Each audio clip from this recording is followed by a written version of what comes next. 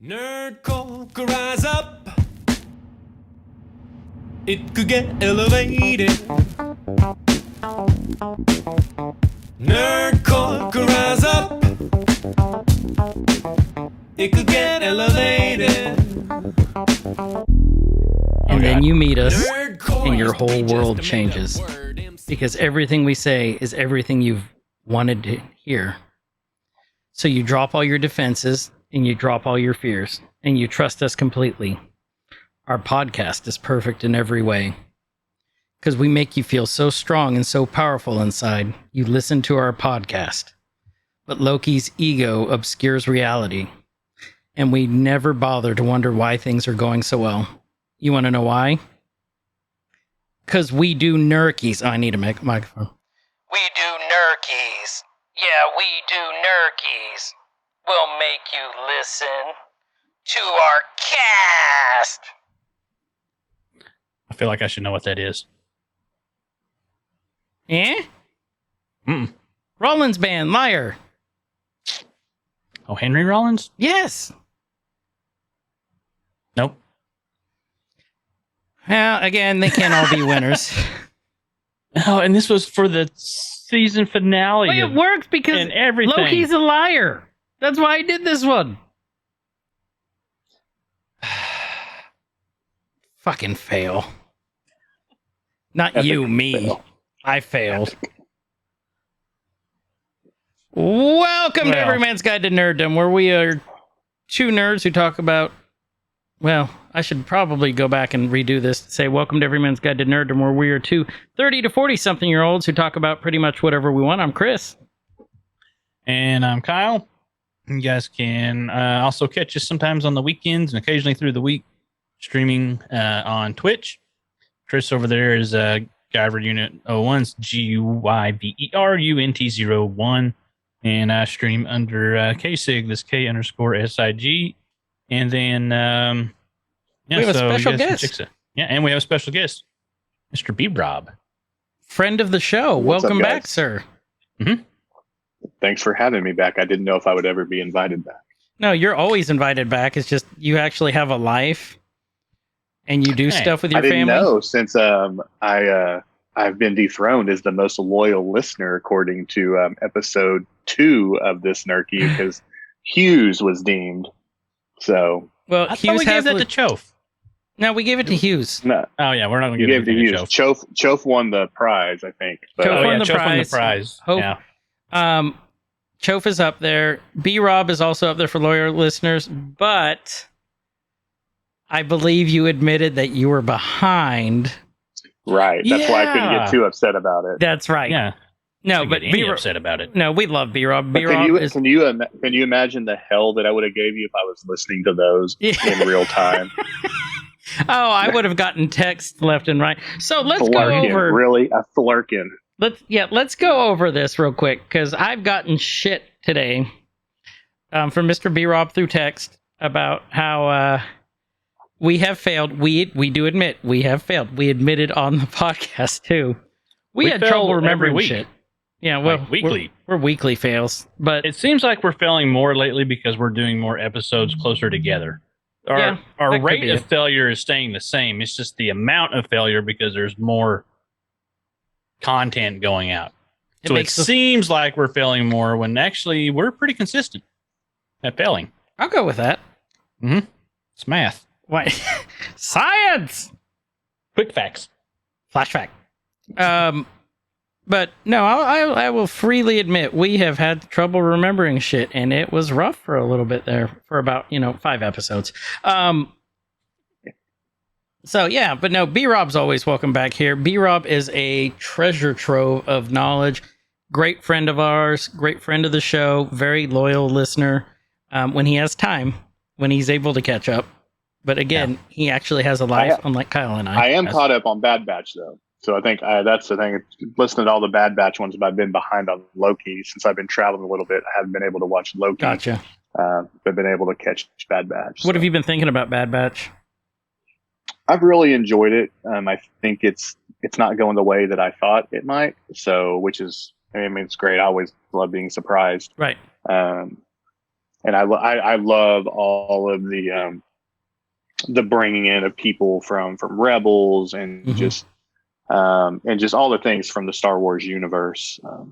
I've really, and Coda's really good when he's not silent Coda. Yep, that's true. When he's not training. Speaking of treasure trove of knowledge, he knows so much. It's always great to listen, and I always enjoy learning things or seeing things from a different perspective. Oh, we love our little in-house Wikipedia. That's true. Right. Just random stuff too, like from the score to like stuff that most of us don't even think about. If Coda said, at this point, John Williams scratched his right testicle right when it hit this note, I wouldn't be surprised. I believe him. Okay. I mean, Coda, without documentation, anything, I would believe him. I mean, Coda can't leave his room to go into the hallway, but he knows. That's why he knows so much. True. So, we are on episode 6 of Loki. We tried to get BRob in earlier for this, but timing just didn't work out. We would have loved to have him for this whole thing. But, BRob, what have been your thoughts on the show thus far? I thought it's been a little slow. I was a little concerned about that when I knew it was going to be 6 episodes, trying to build up so much and explain things in a way. I knew it wasn't going to be wham bam thank you ma'am like Falcon and Winter Soldier where you just jump right to it. Yeah. I think they've done a really good job of really giving Loki redemption in a way that I didn't think he would achieve, and making him actually care for somebody other than Frigga. I thought Tom Hiddleston's done an amazing job, and seeing Owen Wilson's character. I'm not a big Owen Wilson fan, but I think he's done an amazing job. So I'm turning the page on that one. And the young lady playing Sylvie has been great. So I mean, I think they did a really good job with casting, a really good story, a really good job of making the TVA really relevant, and you want to know about some of the hunters where they could easily just be throwaways. Just be red shirts running around. Yeah. Like you want to know, like, okay, so what did she see when she, from her variants past, instead of just being like, I really don't care, just kill her already. So, BRob, I'm texting you something that the missus showed me that I had no clue. Here it is right here. So, did you know that Sylvie was a nursing mom this whole show? I did see that because I saw an article where she had pictures of her costume, and I did. Okay, it's the same thing I just sent you. Then I didn't know the one that. You sent me. Yeah, yeah. Okay. Like it's just so they made it. The designer made it so she could nurse her infant through the costume. It had like hidden zippers, and it was just freaking amazing. Like how they even thought of that to accommodate a nursing mom, because that's probably one of the most intimate things a mother can do with a child, to bond with him. And it's just really cool. Just really cool. Yeah. We've enjoyed this show so far, if you all haven't gathered. And then I got really excited for this episode. Was I let down by this episode a bit? Yes. I'll say that. I thought it was still great, but it's because I didn't know where it was going to go. I'll put it that way. You had expectations going in. Yep, and which I shouldn't have. We know that that's a sin. We should have learned that from WandaVision. Yep. Speaking of WandaVision, what is that, 24 Emmy nominations? Mm-hmm. Really?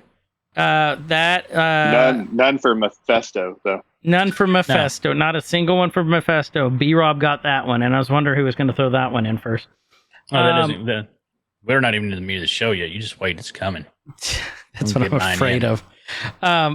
You least expect it. Mandalorian had, 26? Disney's raking it in. Yeah, except for Falcon and Winter Soldier. The only person who got nominated was Don. And he didn't even know how it happened. He was like, I was in it for 2 minutes. Yeah. So I'm disappointed in that one because I really, really liked Falcon and the Winter Soldier. Right. So, with that, let's get started on episode 6 for All Time Always. Are you guys seeing the stream? No. Waiting for you to start. I think you're on the... Is it still not starting? Yeah, it's like it's catching up. It's doing this weird fast forward thing right now. Okay. Okay, yep. Okay, now we're synced. We're in sync. Okay. So we're starting off where it's just the recap of all 5 episodes. And we know that Sylvie found Loki's, and they All found the Lokis. the Lokis, and they found all the castles at the end of time. Yep. BRob, who was your favorite Loki up to this point? 1 and 2.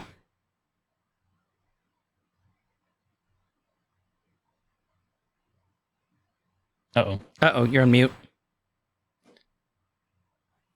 Sorry, I coughed. I forgot to go. What do you mean 1 and 2? Like who your first, like out of the, like who your first Oh, pick out would of be, very, and then your second.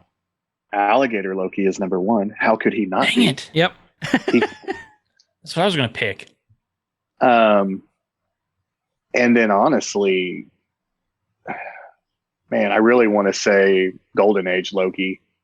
Classic Dang it. Loki. Yep. But I would say probably Sylvie, honestly. Are we talking outside of Loki and Sylvie? No. That's totally what I'm talking Yeah. about there. So those would be my 2. And Sylvie's honestly number 1, and Gator Loki's badass. So Croaky. He is. Oh, Croaky. I like Coolio Loki. Slide, Slippy slide. Mm-hmm. Yep.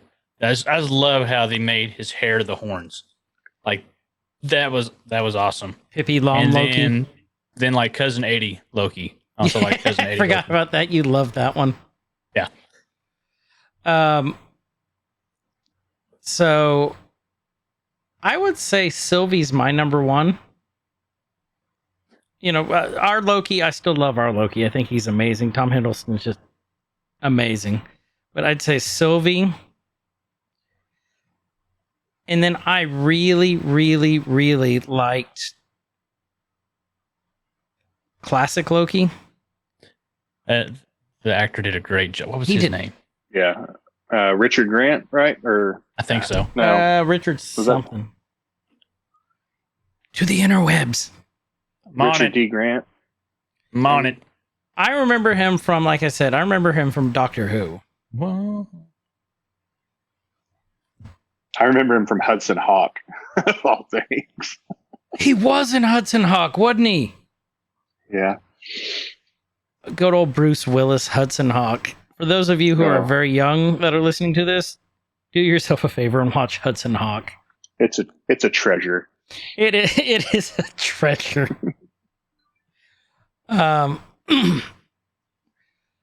So catch the excitement, catch the adventure, catch the hawk. Hudson Hawk.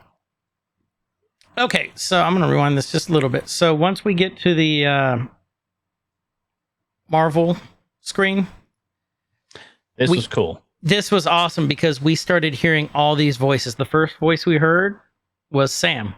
Said, "Way to go, Tic Tac." Quick, Kyle, who was he talking to? You're gonna put me on the spot.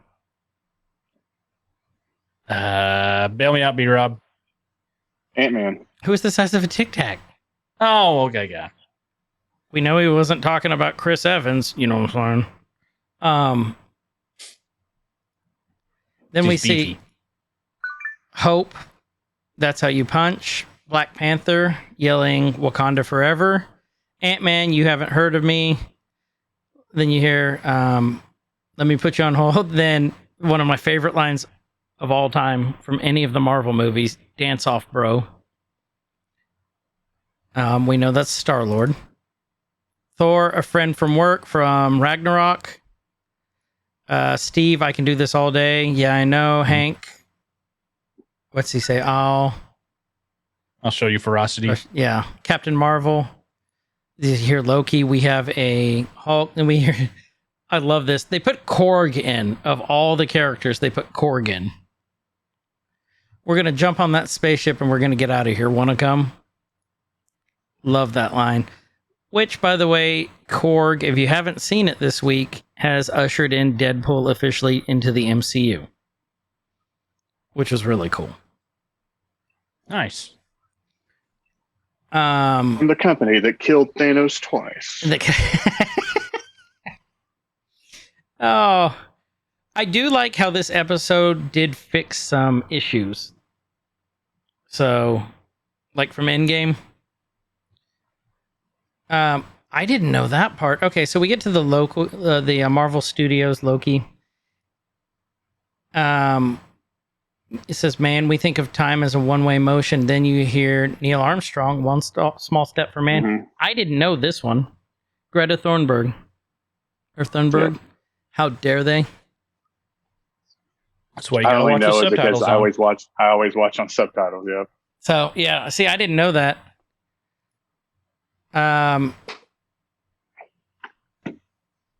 I've been doing subtitles a lot more lately, but my problem is if I watch it with subtitles, sometimes I'll pay attention to the subtitles and not the screen. I'll pay more attention to the subtitles than the screen. Right. I've been watching it mainly because I want to make sure that I'm right about names. Yeah. So. Chris, note to self, start watching subtitles. Well, and there's a lot of scenes if there's like a radio in the background or there's like far off noises, I can't hear it at all. Period. Nothing. And we've said this before, like watch with subtitles. We've said, me and you, Chris, have said this. Watch with subtitles. Yep.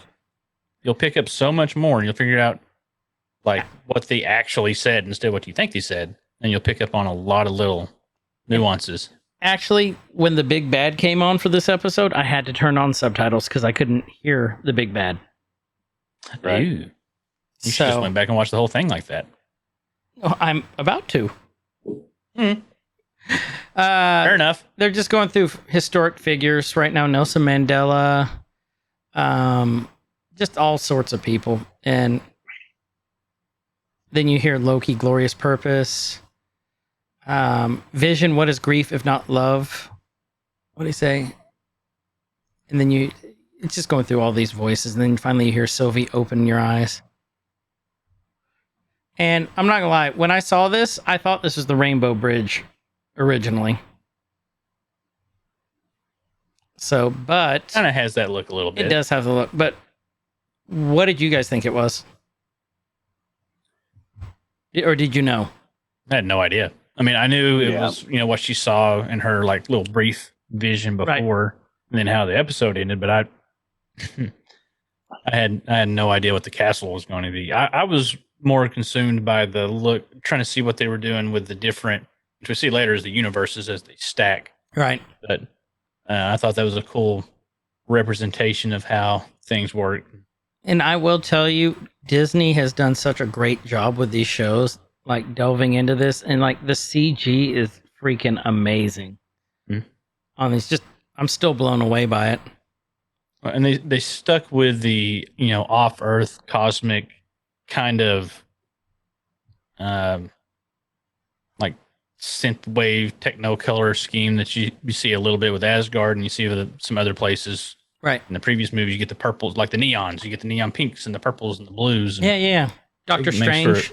Very specific feel of the location. It makes you. I mean, I think that's the magic where it makes you think you're actually there with them. Mm-hmm. So I think they've accomplished what they set out to do, at least to me. Yeah. Okay. So they get up to the castle. Sylvie's like, aren't you going to tell me not to kick down the door? And Loki's just basically like, no.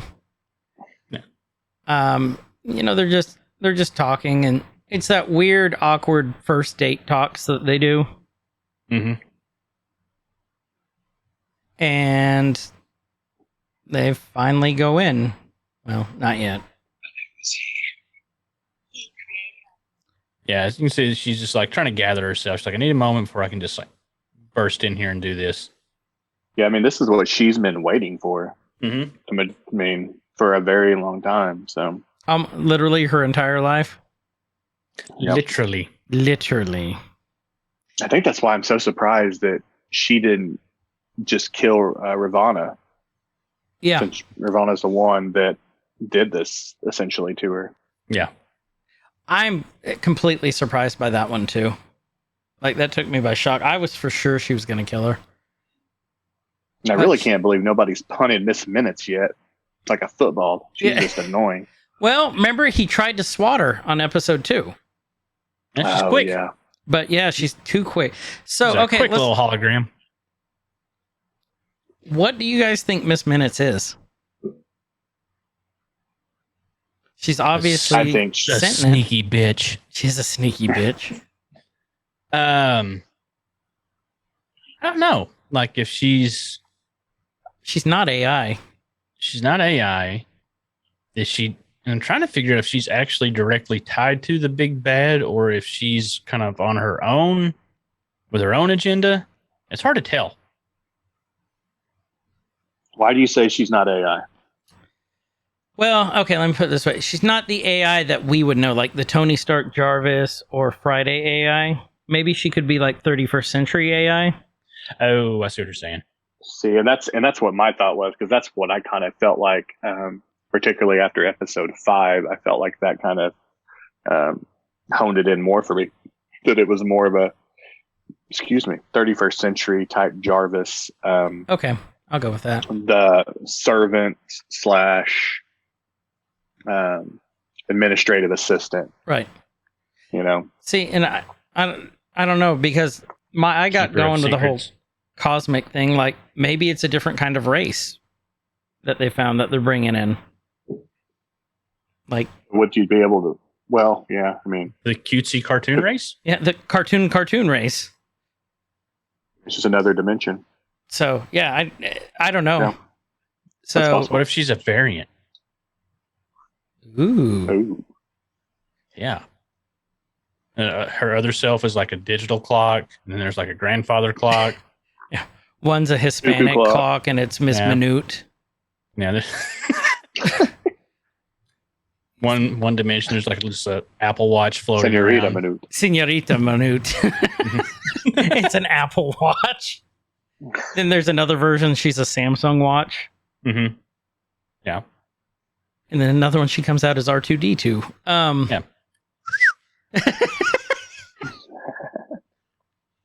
So they're walking in and they see these statues. Very, like, I don't know what's going on with this castle. They like there's all these lines going through. It almost looks like lightning or cracks. I was trying to figure it out. The statues, I'm not sure about. Like, It's Shazam. it's what? It's not Shazam. Ah. You went away, so I didn't get that one off. So Oh, I was Thank still you. listening. I just had to hit the quick mute so I know if I was, because I had a child interrupt us. oh, child interrupt us. Yes. Yeah. Oh, BRob has that disease also, ladies and gents. It happens. It does. Happens it to the does. best of us. But Miss Minutes appears and goes, "Hey, y'all." And she said, "Welcome to the castle at the end of time." So we know that what the name of this castle is now. This kind of sounds like a Disney ride. Actually, it kind of does, doesn't it? Mhm. Come to Tomorrowland, and then next to that, the castle at the end of time. All aboard the castle at the end of time. What happens when you ride it? You get shown out of the park. Oh. We're beings at the end of time. Da, da, da, da. Little animatronics everywhere. They're all Miss Minutes, variant Miss Minutes. Clocks. One breaks down. They're dark rides. And Miss Minutes is just talking very calmly to them, walking around, following them. It's like, you all had a very long journey. He's impressed. Who's impressed? And she says, "He who remains." Okay.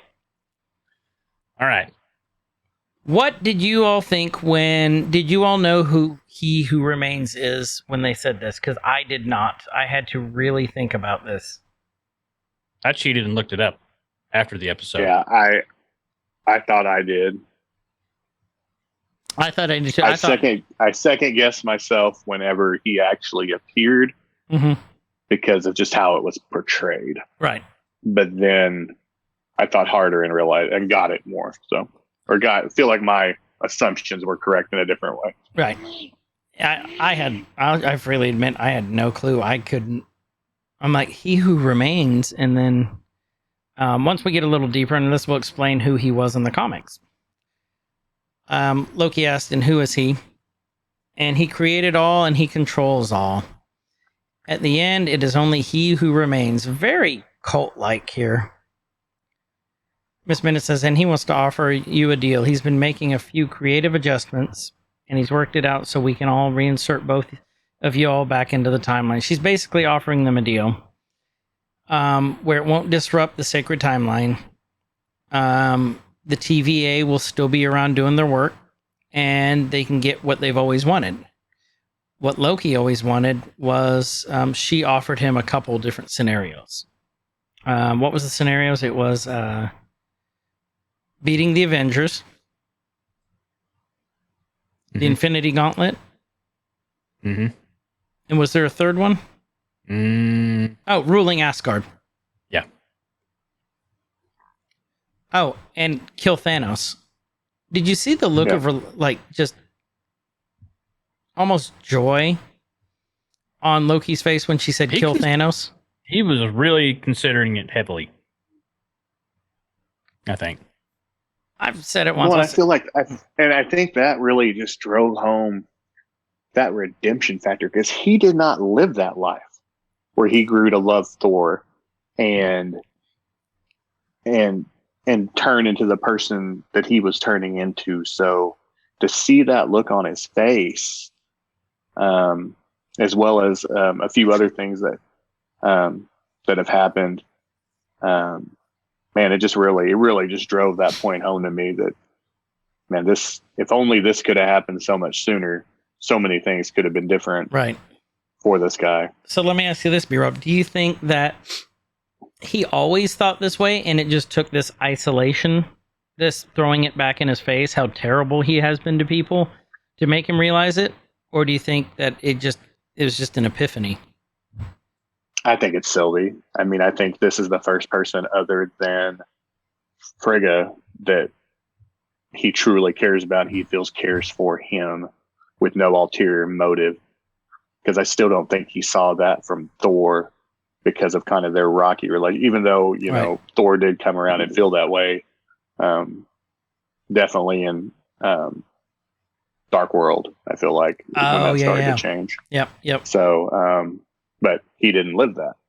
So again, I feel like since she's the first person since Frigga to really get him to think about things. But I do think some of it was with Sif punch him in the face and reliving those moments and getting that said to him repeatedly.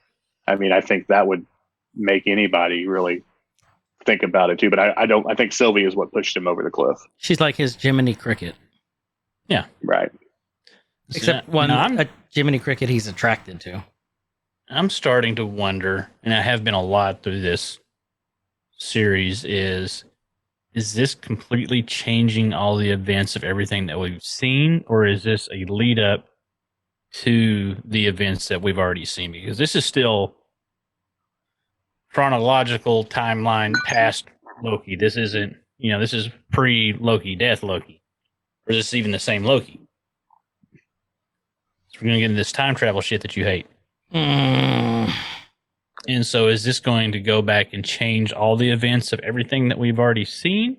Or is this going to be, end up in a culmination of what caused the events that we already seen to happen? Right. I don't think it changes anything with Loki since this was a different branch that ultimately got pruned. I mean, I think the path that he was supposed to walk, like Mobius said, when he gets killed and everything, that's the path. But or at least that's the path we're meant to think is everything, right? Right. But, 3 geeks on a Zoom call in another dimension, maybe talking about alligator Loki like that. So who knows? God, I hope so. I wish he'd get his own show. I'd watch the shit out of that. I'm thinking I think Kid about that Loki now. deserves his own show. Oh, Kid Loki would awesome. be amazing. if you put Kid Loki with Jimmy, woo, and Darcy, Woo. and Baron Zemo dancing in the background, man, that's a show. That's Academy Award winning. I want Alligator Loki with Jimmy Woo and Darcy out there solving crimes in like a mystery machine. Like Alligator Loki could be like their Scooby Doo that just kind of growls at things. Gives him a little Instead of Scooby Snacks, he eats hands. Yes. Yeah, they've got a jar of hands. Do you want a sitting on the hand, dash. Croaky? Mhm.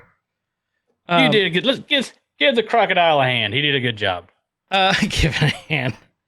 And then the Mobius is the cool cop on the force. Instead of riding the motorcycle, he comes in on the jet ski every time, even when there's not water. Is there like the Miami Vice theme song playing behind him? Yeah. He's like, I'm here to solve a crime. Man, Riding a boastful jet ski Yoki. and penny loafers and no socks and just Boastful Loki would have been a good Dick Dastardly, like always changing disguises and then saying, "Oh, by the way, I killed Thor like this." Yeah. And, And he'd always be doing his mustache. right. I would have got away with it too. Oh, and then your uncle Not for Randy you, Thor That alligator. could be his Muttley. Randy Thor or Randy Loki could be Randy Thornton. Never mind. Randy Loki could be his Muttley. Okay, Dude, I'll tell you the variant that we didn't talk about that was amazing. It was President Loki. Oh, he was great. I liked President Loki. Straight Yeah. out of the comic. I'd vote for him. You got to hand it to him. He did well because he can't now because he's got the nub. Wah, wah, wah. He went. I hope he shows back up and he has a hook hand, so he does that full, like Right. hand bitten off by the crocodile. Now he has a hook, And he He's goes, got the Mobius? He's Captain Hook. President Loki's Captain Hook early on. He's got Mobius? Mobius Pan? No. And Kid Loki is really supposed to be Peter Pan. Yeah. Who'd be Oh, It's all there you coming go. together Jack. now.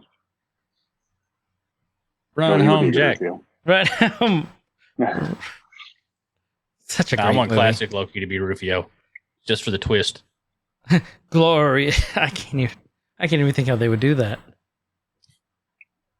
Just bang-a-rang. I wish I could work that in. I got nothing. Figure that out. It'll be the I'm end of the working on it. episode. You're It's- randomly going to go, bang a purpose. Like, what? Then we're like, bang a Glorious. porpoise. Yep. Glorious porpoise. I sent you that. Yeah, you sent me that. Glorious porpoise. It was a picture of a dolphin. But with Loki horns. So Miss Minutes is just Classic. offering. Yeah, Miss Minutes is just offering them the reality that they want, that they've Mhm. always wanted. And you can see the struggle within our Loki. I thought Tara Strong did great at this part, where she just got real quiet all those years on the run, desperate, alone. You know, she's basically offering her life. Right. It's like two Lokis in the same place. It's like both of us together on the timeline.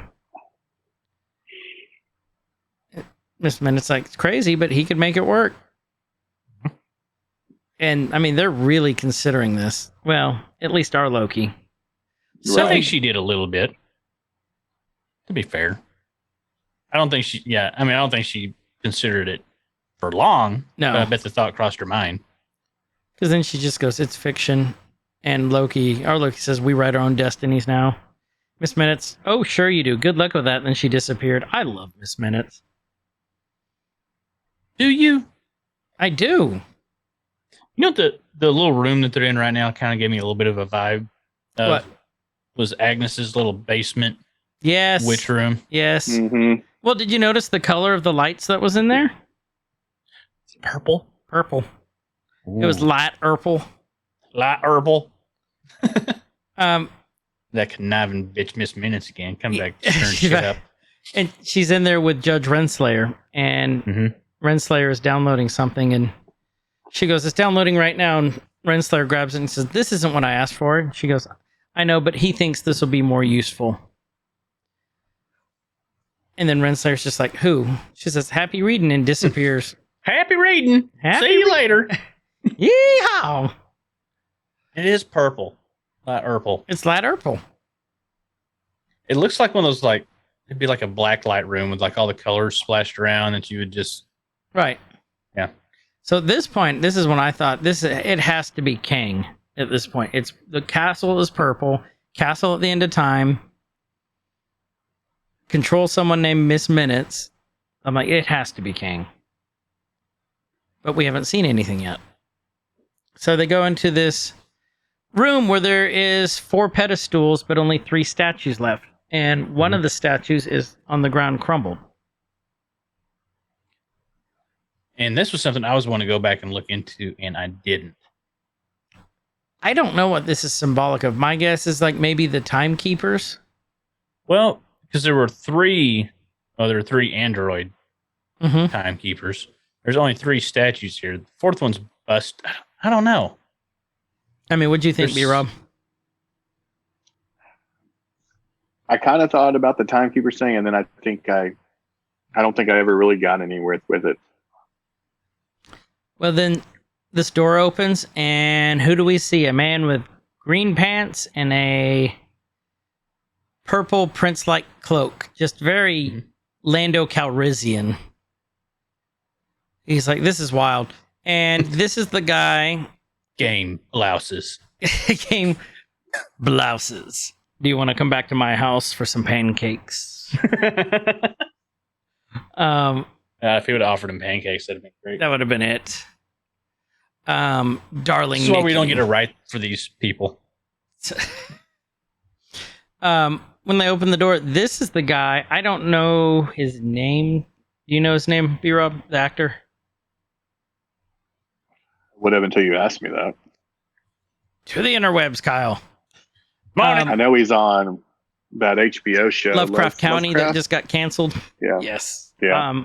And he's the guy that got signed on, that got confirmed as Kang the Conqueror in Ant-Man and the Wasp. What is it? What's the title? Adventures in the Quantumverse? Or Quantumania? Yeah. Quantumania. Yeah. Quantumania. And they confirmed him. So when they showed him here... Jonathan Majors? Yep. Okay, well, I guess he is Kang then. That's Quantum Mania. Yeah. They confirmed him, but I'm like, this is Kang. This has got to be Kang at this point since he showed up. Little do we know that they throw us a little curveball.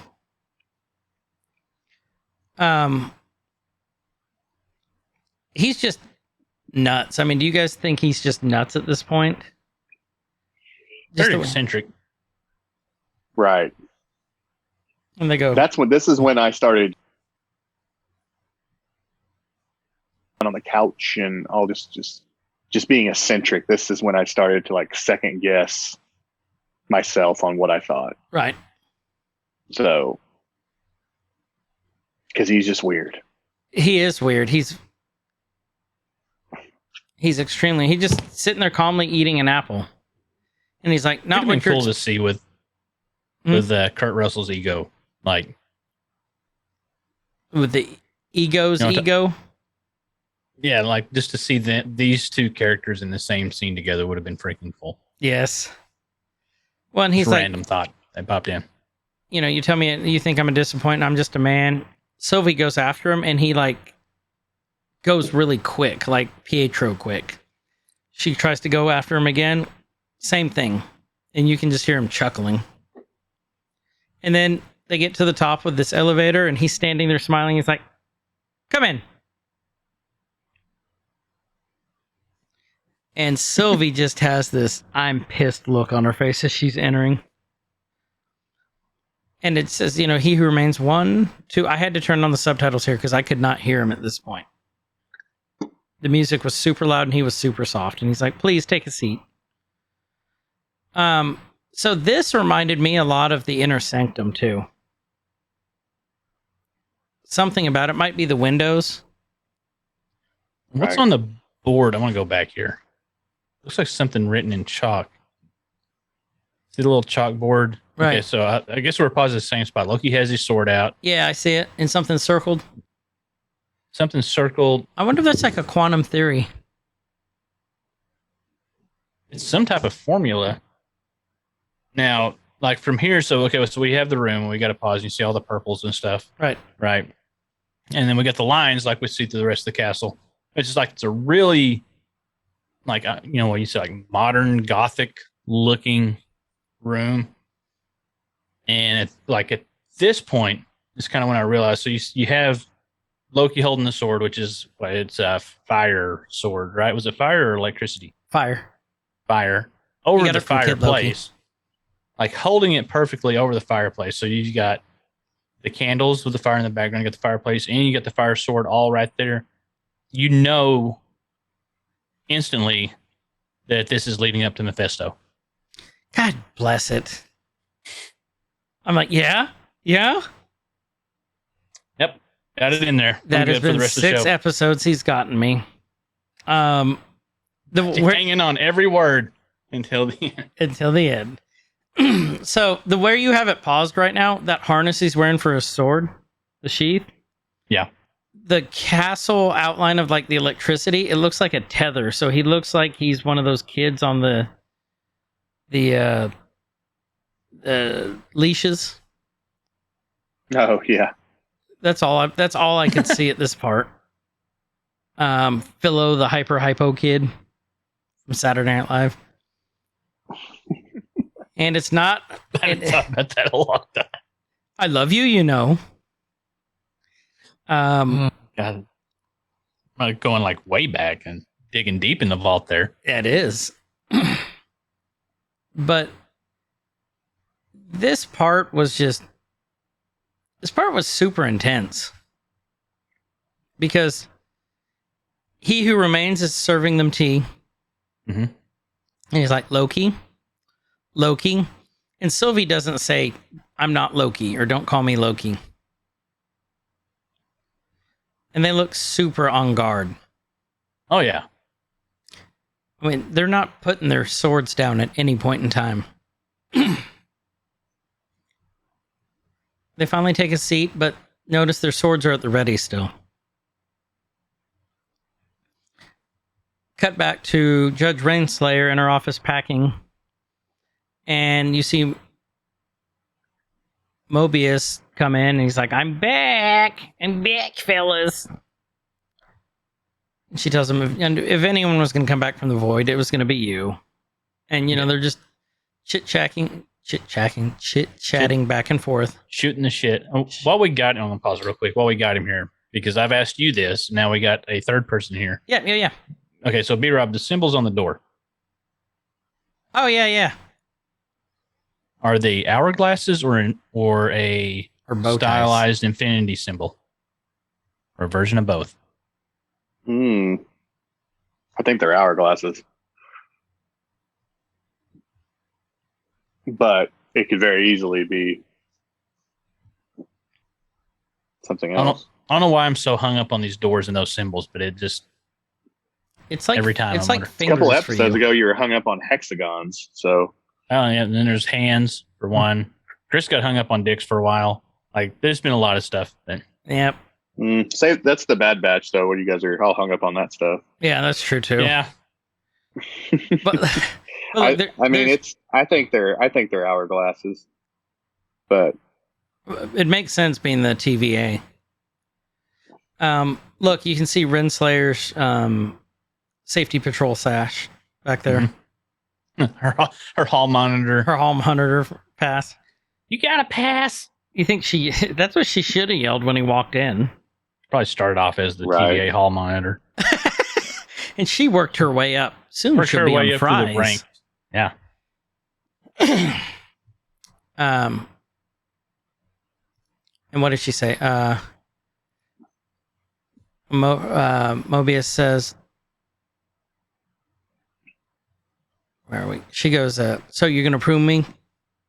I said, I like that idea, but my standards might be a little bit higher in that area than yours, with close personal friends. And she's like, I'm sorry, I couldn't let you get in the way of our mission. And he's like, what mission? Everything's fake that we know. And then Renslayer says, it couldn't have been for nothing. That's why I had to prune you. Prune you, D100, D90, come to my office immediately. So that this is where Renslayer it's the mission or nothing. Because now she's feeling that if she doesn't uncover the truth, this is what I was gathering at this point. If she wasn't uncovering the truth, then her whole life, or the life that she knew, was without meaning. Mm-hmm. I think that's Good what we all soldiers want. follow orders. That is exactly what I feel like with her. That is what I've thought the entire time. Is just Good she is that. point. She is that. Good point, sir. Just took the wind right out of my cells and the breath right out of my chest. That was good. Oh my God. We need a small little blonde child coming in here now. Mm-hmm. Calling her what, Kyle? It should be Renslayer. Renslayer. And then she had to call for backup. Had to call for backup, so she would. Who would she be calling? Like B-15 or D-90. Oh, D-90. What'd they call them? Those were Minutemen. Minutemen. But if they had to go after someone, who would they go for? Oh, the Huntas. Hunter. Dang it, that was a long... But it was worth it because I love hearing you do that. Keep leading me on there. We'll get there eventually. But it was good. I love hearing you do that. Sorry. Hunter. Yeah. Hunter. Rekka. Tech. She needs tech support. Her Miss Minutes is broken. And he pulls out this pen and he's like, "We know your little secret." And she goes, "What did you do?" Then we see this these lockers and we see B-15 hiding around the corner. And it says Fremont, Ohio in 2018. And we see the hunters going after her, the Minutemen. And then we see that same pin in this jar. Mm-hmm. She runs into this office. And the hunter's like, "Stand down." She's like, "You need me?" And she's like, just listen to me. And out pops who, gentlemen? Renslayer. A variant. A variant. And she's dressed like a, would you say like, not really, would you say she's a principal or a I don't know. I wish counselor? my teachers or principals looked like that when I was in high school. I would agree. Mine were all in their 90s. She is good looking. Kyle thinks that Croaky was a lot better looking, but that's just him. Is we all have our things. Okay. We're not here to judge. Does that look like Steve Buscemi in the background on that poster? Which one? Behind Renslayer and I think D90. that's a lady. I'm pretty sure that's a lady. You think it's a lady? Yeah. I think it looks like Steve Buscemi. Look how she's dressed. Like Kyle said, everybody has their things. Yeah. I happen to see Steve Buscemi everywhere, apparently. Mm-hmm. It's probably really a thing. We go out to a restaurant. Will there be anything else you'd like for an appetizer, sir? Yes, Steve. Thank you. It's doing it again. I mean, it kind of looks like. I'll give that one to you. A little It bit. kind of does from afar. Or a Jack McBrayer. Get a little further away.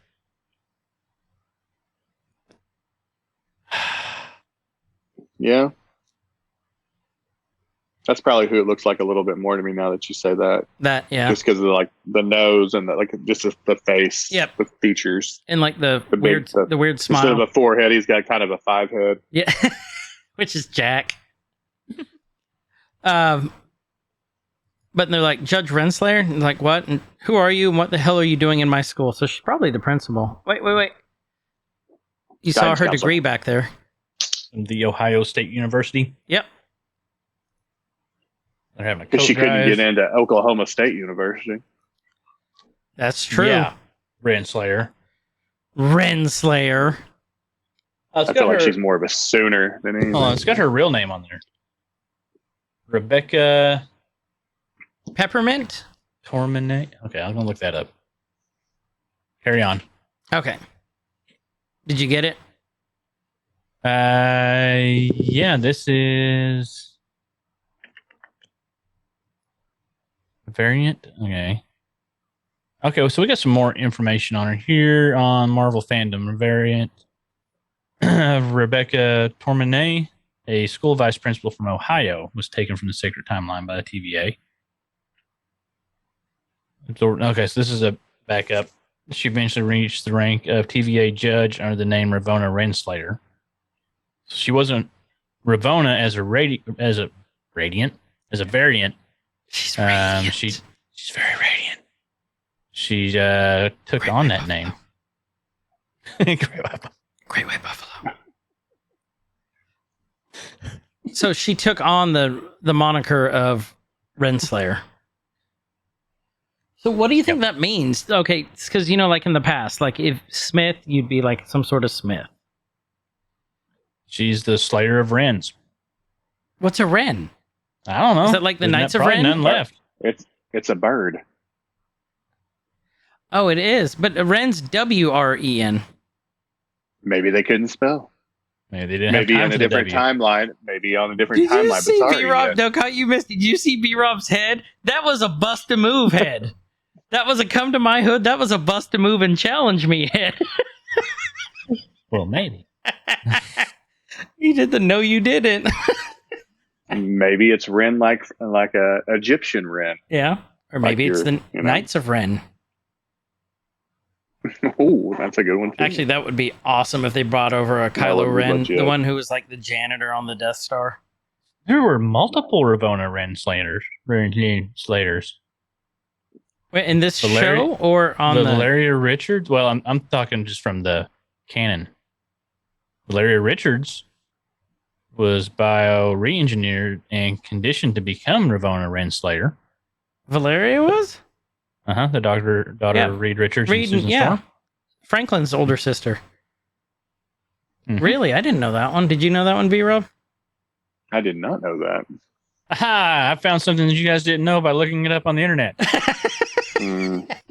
It's probably just because you put it in Wikipedia, so it's on the. He probably did. Yeah, to be fair, he also put in an entry on himself that Yeah, Kyle this has is magical awesome. farts and he rides on a train and he farts out lollipops. That Mhm. was an entry Can't- for a while. Can't disprove it. I don't want to prove it either. All right, I'm just saying. We're back in the castle and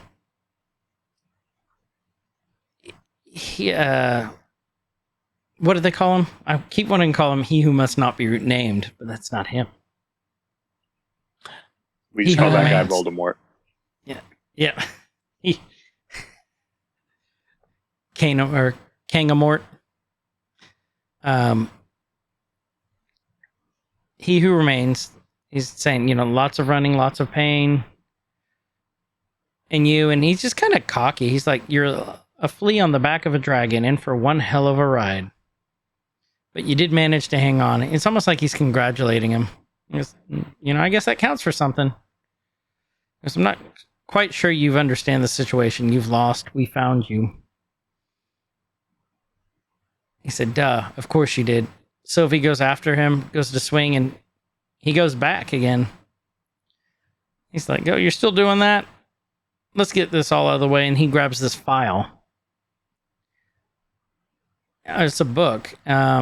He starts sifting through it in the top two pages he grabs, and then shows him. He goes, you can't kill me because I already know what's going to happen. And it's just like the machine when Loki was talking, everything he ever said he had to sign. This is the time. This is what they're going to do. This is what they're going to say. It's all mapped out. Yeah. And just carry on, be right back. Okay. So he's saying he basically programmed it into his Pip-Boy to get away from them. I mean, what were you thinking at this point, B-Rob? Again, I think I was thinking so hard about other things. I don't know. I think this is one of those things that just kind of, and just went by me. And I didn't. Because do you think it's because Disney has conditioned us at this point? The mouse has conditioned us to think that there's something deeper every single turn. Well, I think it's that, but I think also because of the podcast, I think we feel we owe it to people Mm-hmm. to look for these things. I mean, you got Kyle looking at hexagons. True. You thinking everything is Mephisto related. Mm-hmm. You're not wrong. Yeah. I mean, we all do it, but I mean, I don't think you're wrong. I think everything, whether it's, looking for those little things, and I kind of liken it to and I say this because my kids just recently got into that She-Ra remake that was on Netflix. They just finished it. And I was trying to tell them about the original show that had that little animal that was like in every show that you had to find. And at the end of the show told you about the moral of the story. Yep. Yeah. And they didn't understand what the hell I was talking about. Like, yeah, you had to look and try and find him. And then at the end of the show, everybody would see him, but you tried to find him. And they're like, what? And I was like, never mind. And so, but I think that's just, you spend so much time looking for these little things or all these Easter eggs. And Marvel does this. I mean, has done it so much, all the Easter eggs. You spend so much time as a super thinking you're trying to prove you're a super fan by like, oh, well, this is what this meant, Yeah. Or this means, Reed Richards is going to be there next, I mean, we're still let down by the whole engineer comment from, WandaVision, because we're still waiting on him. And we know this engineer is coming.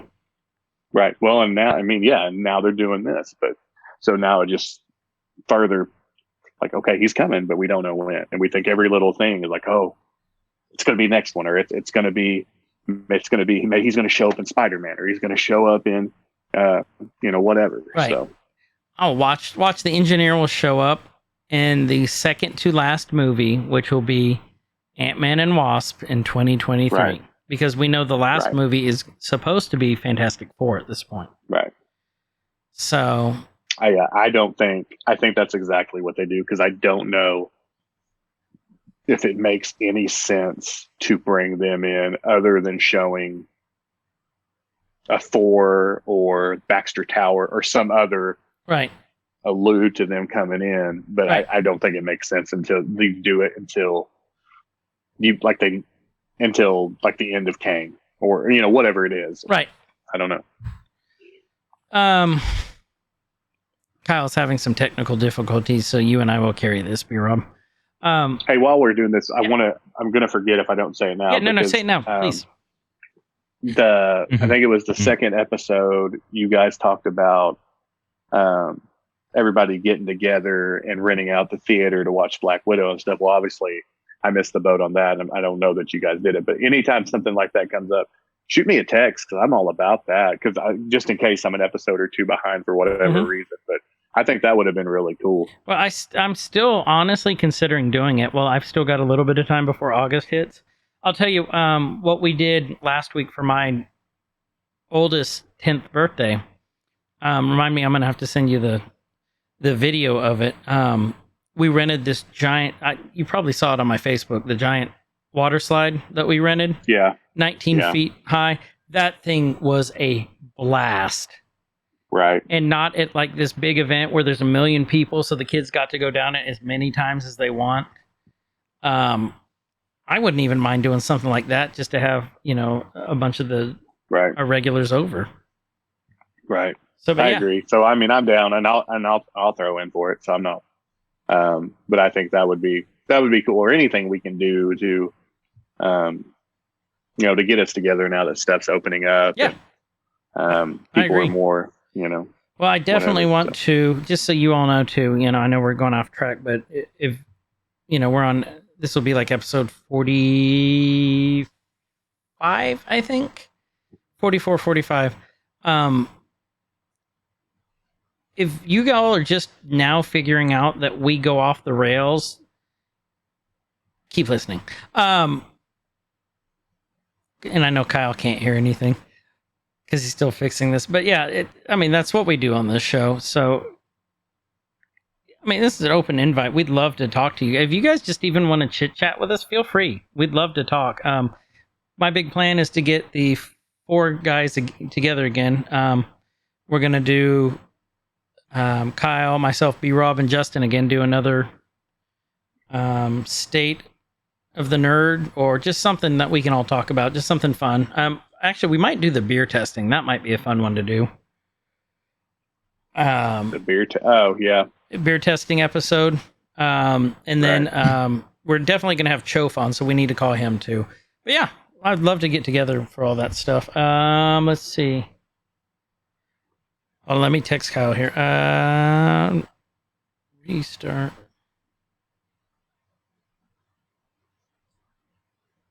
Go XLR.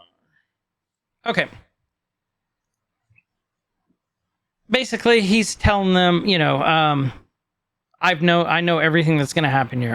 Everything, the TVA, everything, the talking, the little look by the lake, and then they kind of give each other this guilty look. It's like quite sentimental, very touching, by the way. And so he's like, "No, we broke out of your little game. That's how we got here." And she's like, "We've got you." And he remains like, "No, wrong. Every step you took to get here, Lamentus, the Void, I paved the road." I like how he did this part. Just like, I'm the mastermind, you're my pawns. Right. You guys just walk down it. And then looks like Kyle's going to have to rejoin us. So good thing that I am recording this on the podcaster right now, too. He's going to have a lot of editing to do. And he's just basically, you can't get to the end until you take your journey. Stuff needs to happen.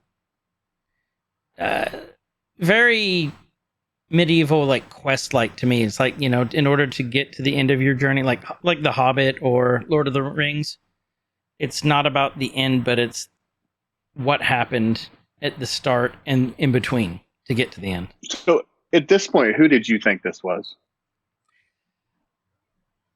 I didn't know at this point, because I'm like, this can't be Kang at this point. I'm like, this cannot be Kang. Because this guy is too rational. Oh, I hit the wrong button. Hold on. I'm like, this guy is just way too rational. He is...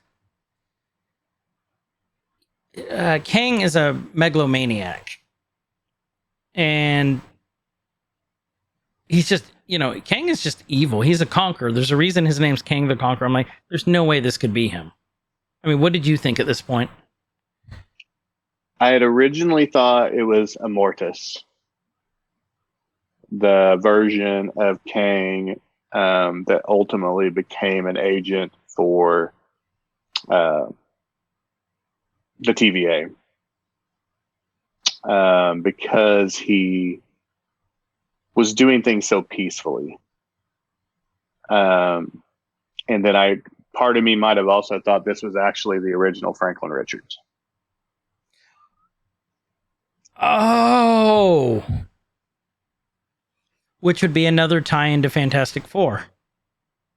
Right. Well, it wasn't, correct me if I'm wrong, was there not a version of Kang in the comics who was Franklin? So he was the original. He was the scientist. He was the ancestor of Reed that originally found the old Doom Tech. I think it was Doom Tech. The time machine, or the time travel apparatus, and then took it back, found all the multiverses, and different, if I remember right, different versions of himself all came together to try to help each universe. Right. Some went back in time. The one went back and was a pharaoh, Ramatut, or something like that. Okay. One version ultimately came the Conqueror. And tried to destroy everything. So right. I think that this is why I thought he was either the original scientist that he mentioned earlier, right. or he was a Mortis who was going to be on his way to becoming, because he created the TVA. So I thought it was just going to be kind of a variant of that, right? Or a variation from the comics. Because wasn't Immortus, he was like the errand boy for the Timekeepers in the comics too, wasn't he, originally? Yes, so they recruited him to start that, and then he ultimately just moved his way up. But he was a force for good. He changed his, he was a good version of Kang. Um, And that's kind of how I felt this guy was for a little bit. like maybe but then Immortus. his eccentricity just started to, he just became more and more eccentric, and then ultimately with how the end of the show ended, I knew it wasn't him. Right. So that brings up a really interesting point, because that would be another fantastic tie into the Fantastic Four for them to lead into there. And then, God, I didn't even think about that, because I forgot all about that Kang was Franklin. You guys hear me now? Yep, we can hear you. Okay. Yep. There Can you we hear go. us? Yep. We got it sorted. And that's everyone how a bill becomes law. So we just went over that. BRob Cool. schooled us all on that, and you missed it. So now you don't know how a bill becomes law. Ah, dang it. You're going to have to watch Schoolhouse Rock. Yeah. I'm okay. He's just a bill. No, we were just going over who we thought He Who Remains was, and BRob brought up that he thought it was, at this point, I didn't know. He thought that it might have been Franklin Richards, which is the ancestor of Reed Richards, the original scientist. And then a version of him became Kang, and then another version became Moritus, who was, BRob, what were you saying? He was a version of good? Force of good? Yeah, so he was a good version of Kang that ultimately worked for TVA and worked for the Sacred Timeline, to preserve the Sacred Timeline and to better humanity. So this also reminds me It is Franklin, right? Because Nathan was his son, right? no, Franklin was his son. Nathan, okay, so maybe it's Nathaniel. Maybe it's Nathaniel. Nathan. Yeah, it's Nathan or Nathaniel. There we go. Okay, yeah. That's what it is. I said Franklin the whole time. I'm pretty sure that's his son. Franklin's Reed's son. Franklin was the one who they thought was a mutant up until this last year, which was disproved he's not a mutant. So, so it's Nathan. It's Nathan then. This also reminds me a lot of the Ultimates storyline, where the Reeds came together to control the timelines and to control everything. This is what once we start digging deeper into this is what I started thinking of as the Ultimates storyline, and how it bled over into the 616 universe and all that. So that's what I was thinking. Yeah. I mean, I think there's a lot of possibilities. I don't know. There's a lot that they can do with this. That's kind of what I thought. Kyle, you agree? I agree, because I have no point of reference on that. Good. Yep. We're back to Renslayer and Mobius, and he's like, I think people are ready to know the truth now. She's like, which truth? What did she say? She said, well, he did point out that Sylvie is not capable of trusting anyone. That comes into play. And he says, Mobius says, don't you think we need to tell everyone that the TVA is a lie? And she's like, basically why? That someone created the timekeepers. They created this whole place. They gave us purpose. Again, that brings us back to BRob's, what was it you said about him? That what I thought about him originally? Yeah. That I thought he was the scientist that so he was the original scientist that was found the time travel tech, went back, found the multiple universes, and then different versions of him all kind of came together to share items and things and ideas that would better their respective universes. But then it turned into a war, and the different versions started. One went back to ancient Egypt, became, I think, Pharaoh Ramatut or something like that. One ultimately came the Conqueror. And they all essentially try to take each other out. Right. And that's where she said, I had to believe there was a reason. Kyle, that might be our cover right there. Renslayer. That's a good pause there for that. Just the You need to find it. You need to stop it when her head's doing this. That one. When she's got that moment like I did, like, Yep. If you guys see it, tell me and we'll pause it.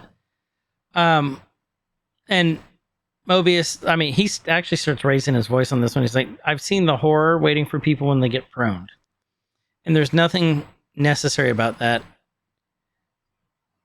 And Renslayer's like, do you know what would happen if we didn't prune the timeline? He's like, what? She's like, death, chaos.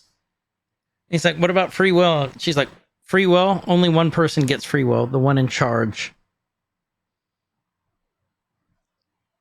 So, good soldiers. Mm-hmm. Mobius quotes, friends across timelines, allies till the end. She's like, shut up. He's like, Shut your face, Mobius. shut your beautiful face.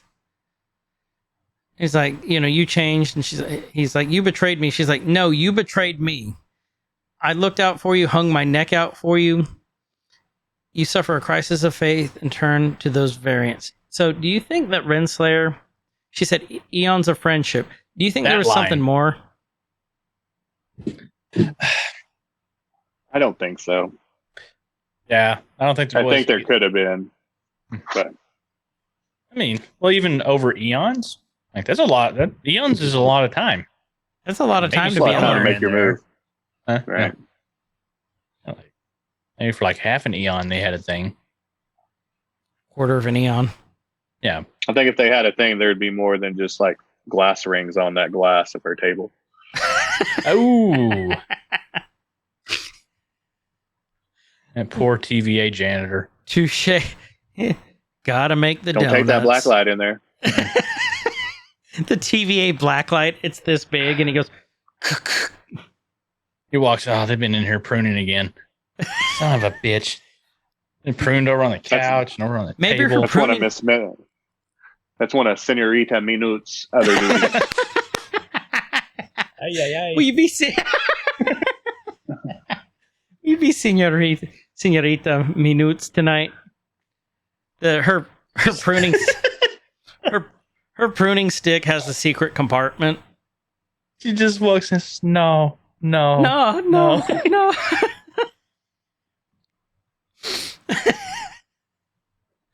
Oh. Yeah. And she Senor Renslayer, no.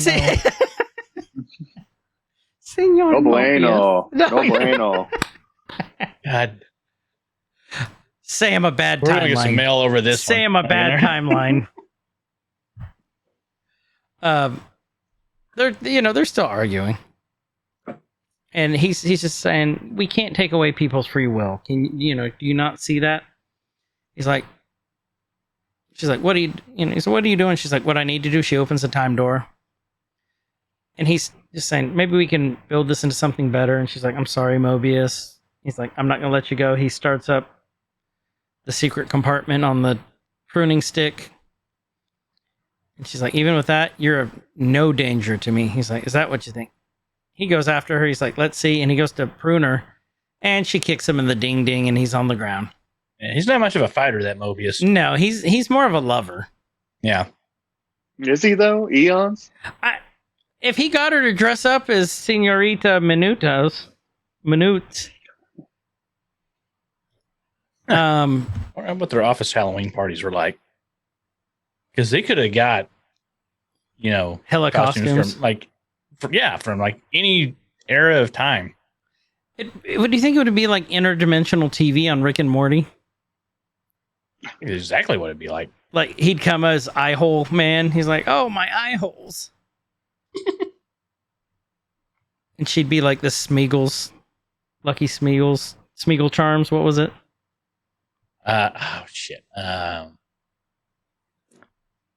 been a bit since I've watched. I need to go back and rewatch Interdimensional. Or do you think it would be like... There's 2 episodes of that, right? Yeah, there's 2. Yeah. Or do you think it was like the Labyrinth Ball? Oh. And they could pull like David Bowie in to sing the whole time. Or it could have just been Mobius in a David Bowie spandex costume onesie with his bulge. Yeah. Fun fact: David Bowie's bulge got Best Supporting Actor that year in the the Academy Award. Shut up. Yeah, it's nominated. Was it really? No. Oh. I'm like, I was about to Google David Bowie's bulge. Well, I mean, fact check me all you want. Go ahead. No, I believe you. Chof, we need you to fact check aisle 3. Mm-hmm. Chof, fact check aisle 3, please. Aisle 3. God. She's standing over him. She puts down the club, deactivates it. And he's not really trying to get up, is he? He's like, I'm hurt. She kicked me in my pride. He goes, where are you going? She goes, in search of free will. And that's the end of Judge Renslayer that we see right now. Mm-hmm. We're back in the tower, the castle, and he's telling them, I understand your objections.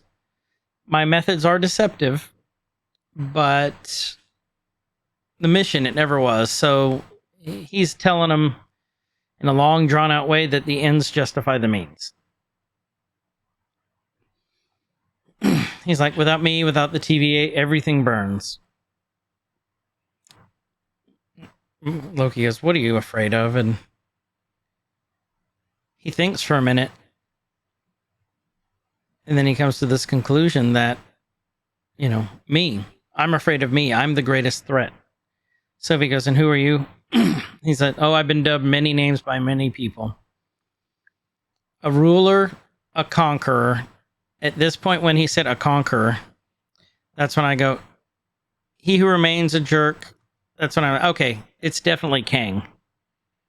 But then if you look it up, he's a combo of 3 different entities. This Kang is. It's Kang, He Who Remains. He Who Remains was actually a little known character. I had to look this part up. He was a little known character in the comics who was only around for a couple issues. But he was like the final director of the TVA. He was the final, and then he created the Timekeepers. The first set of Timekeepers went rogue and evil.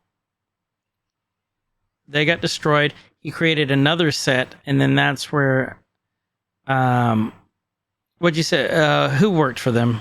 BRob, I'm drawing a blank here. We just talked about him. Immortus, yeah. And then they brought in Immortus to serve those Timekeepers, and they were actually good Timekeepers. So this guy's a combo of all 3 of those characters. This Lando Calrissian, like, conqueror. He is very Donald Glover-esque. So, I mean... Mm-hmm. Well, even the way he's wearing his cape. Yeah. Right. And I think that's why I liked him. And he's just telling me... You think there was coffee in that little decanter thing, or it was Colt 45 malt liquor? Whatever they drank on Jabba's is what he had. Smooth. I want this little watch that has like the little melty man in it. He's telling a story now. He's like, a long time ago. Play-Doh. It's space Play-Doh. He's like, a long time ago, a variant of myself lived on Earth in the 31st century, and that's when I knew it was Kang. He was a scientist, and he discovered that there were universes stacked on top of his own. So his variant discovered the multiverse. And while he was doing this, other versions were doing the same thing. And so they all made contact. And then there was peace. Where I love your shoes, I love your hair, nice hair, nice nose, etc. They shared technology and knowledge, exactly what BRob was describing earlier. Yeah. Using the best of the universes to improve the others. And how does that apple still there? He's been eating it the entire episode. It's a space apple. Oh, space apple. Yeah. And he said, there was others of me that were not so pure of heart. To some of us, new worlds meant only one thing. New lands to be conquered. And this is where he's talking about the Kang version of him. Peace between realities was shattered, and there was a war. So this is a multiversal war. I guess you could say is the easiest way of putting it. Yeah. BRob, was this in the comics? I couldn't remember. I don't think so. If it is, it wasn't to this extent. because this was very, very detailed, but I can't. If anything, this would have been in the Avengers, I would think. Maybe even Fantastic Four. But I cannot remember either one of them having this extent of this. Yeah, I don't think it was Avengers. It would have been Fantastic If it Four was, then. yeah, I think, but I don't think it went to this level of detail. Who was he the first villain of? Was it Avengers or Fantastic Four? I want to say it was Fantastic Four. I'm pretty sure it was Fantastic Four. If you all know, let us know. But I'm pretty sure That's who he's always associated with. Right. Except for the Renslayer arc, who she's based off of. Right. That's when he brought them in to impress her. And then I love the Amen singing part. And this guy's just out of it. And I think that's why I like him. He's like, this is the end of it? He's like, no, this is where we diverged. He's like, the first variant encountered a creature created from all the tears in reality, capable of consuming time and space itself. Dun, dun, dun. Kyle, who was it? That was Eliath, right? Yep. Yeah. I got one. Yay! But we were butchering that pronunciation like last 2 episodes. When are we never not butchering the pronunciation? Especially me. Eliath. Eliath. How do you pronounce it, BRob? What was it? Eliath? Eliath. Eliath? Eliath. Is It it said Eliath? And yeah. I thought that's how they called it in the show. I thought that's what it was too. They did, and then when we went back and rewatched it with it muted in the subtitles, we butchered the So that's why we call him Ali. Yeah. Do you think... So you brought up the apple. Right. Do you think that Apple is trying to convey like maybe some sort of biblically influenced symbology? Like the fall of man? Symbolism? Symbology? Is that the word? Symbolism. Symbolism? Yeah, like the fall of man? Like he's eating from there's some knowledge that he shouldn't have had and that he found. Well, yeah. I never thought of it that way. And then Ali would be the snake? Ooh. Ooh, we may be onto something. All right, carry on. I really want this watch, though. And he said, I ended the multiverse. Senorita Minute? What? Senorita Minute? Chof, we're going to need you to, at our next get-together, dress up as Senorita Minute. Or Hughes. You guys can fight for the number 1 spot. And he says that he conquered everyone else, and now there is ages and ages and ages of cosmic harmony. And he said, you came to kill the devil, right? What's that? No, nothing. He just tells him, if you think I'm evil, well, I'm not. Just wait compared to me, my variants are way evil. He's talking about all the different variants that he's defeated.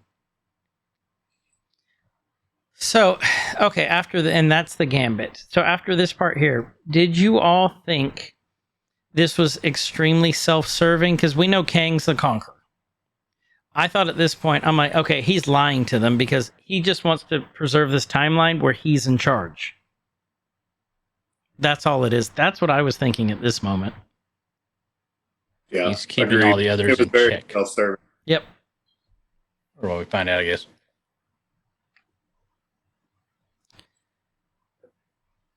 And so are we going with that he is not Kang, but one of his variants is Kang? Or not even a variant, it would be from another. This is a variant Kang. This is one who is No. No? Because he said all the other versions of him were from the other, the universe or the timelines were stacked, right? For different times. And so what he's controlling, like all the variants that we see are variations in just this timeline.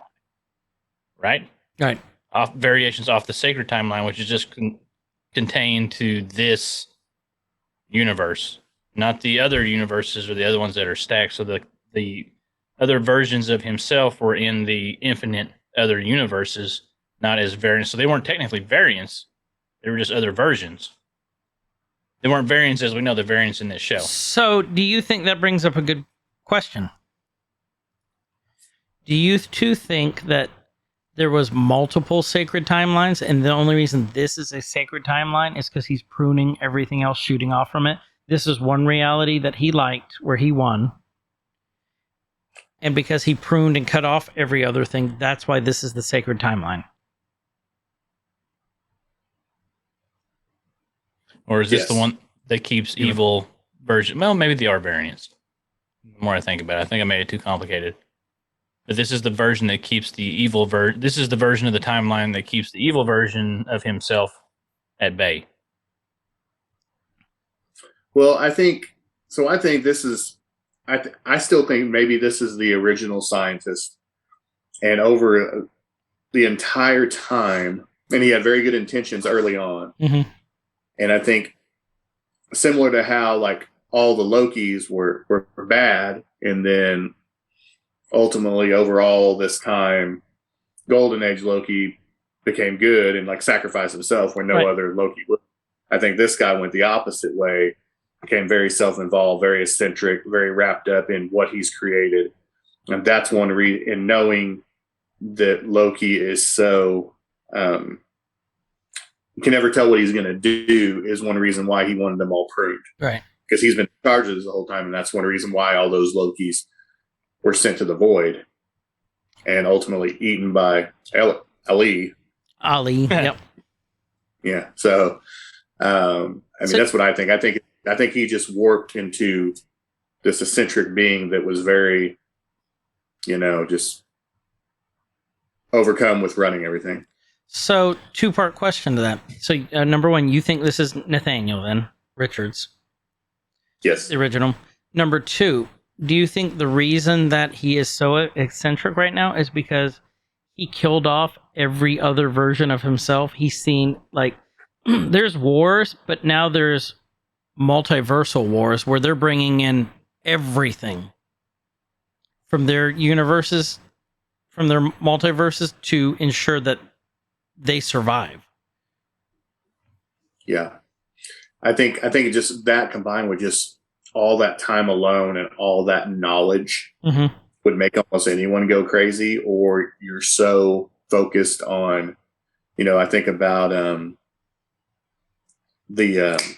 the Simon Pegg movie where he's a cop and like the whole town, the greater good. Hot Fuzz. Hot Fuzz. Hot I think Fuzz. about kind of that mentality sinks in when you have all this knowledge and you know how so many things are going to play out. And you think that by you running the show, you're going to be helping everybody and doing the greater good, even if there is some bad.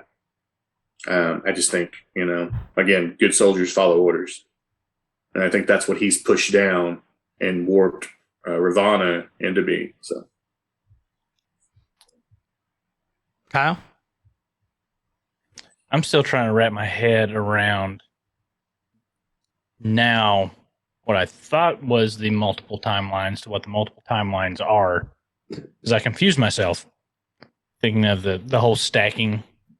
Right. And I'm trying to wrap around like where he is, because didn't Ravonna explain that this void or where he is now is the convergence of all the timelines? Yes. Where they all converge and where they all end and everything just, how It's she the- do it, like everything just stops. Yeah, it's the end of all time. The end of all time. And so, and she did say that, right? Like it's the convergence of all these other timelines. Like Right. they all end here. She said Regardless. that last episode, at the beginning of Yeah. last epised. And so that's why I'm still trying to wrap my head around that. And like you said, time travel hurts. And trying to explain it or how they do it, and you just kind of got to go with it. But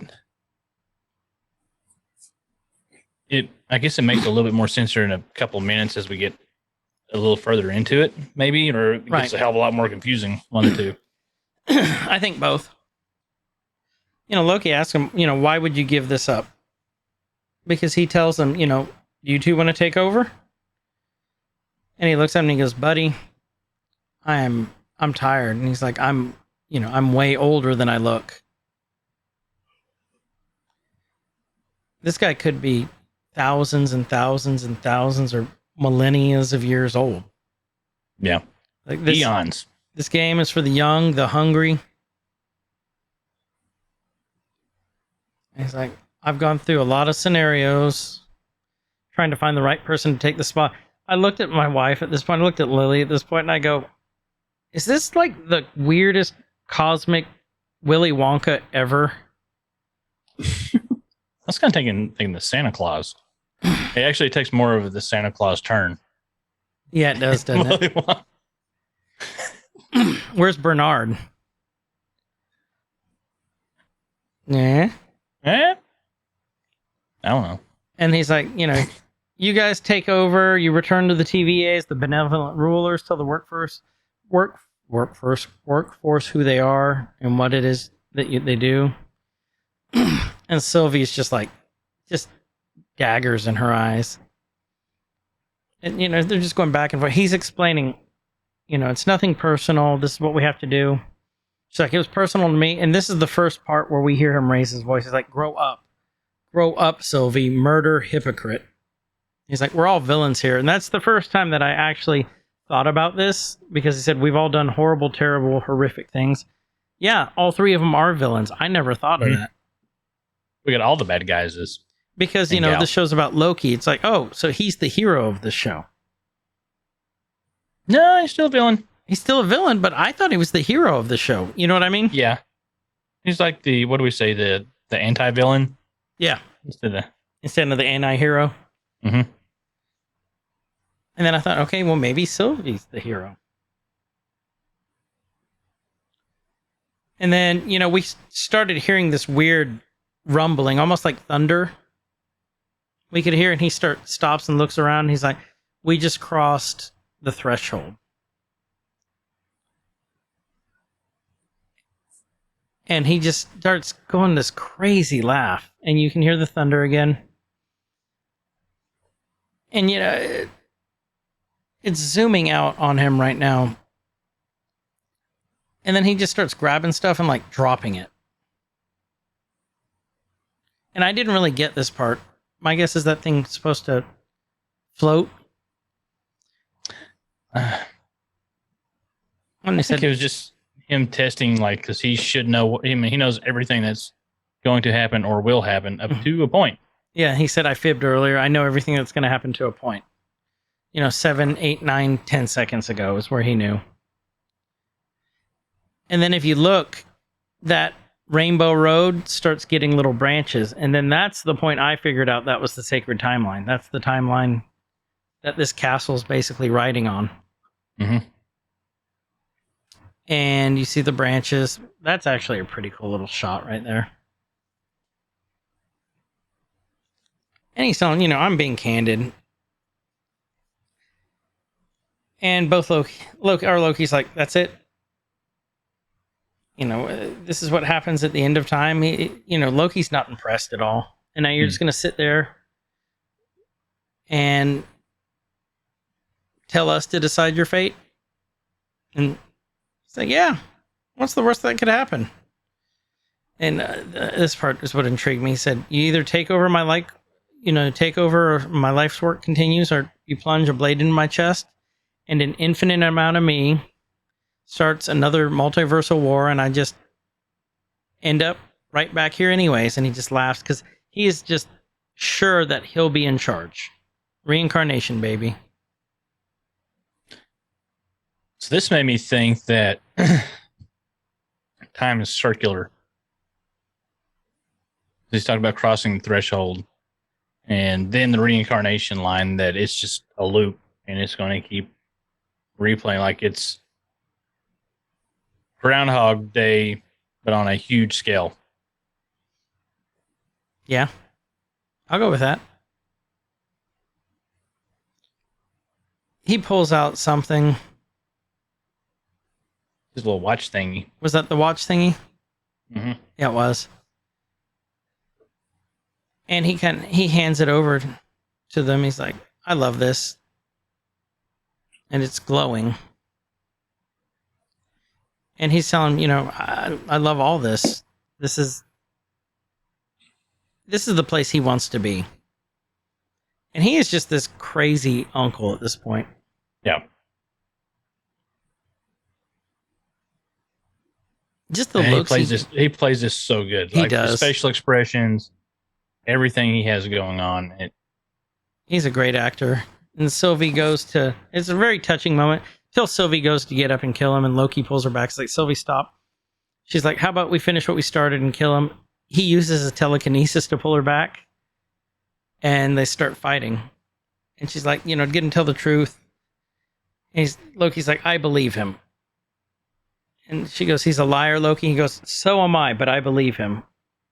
Like, is what he's saying insane? Yes, but he's telling the truth.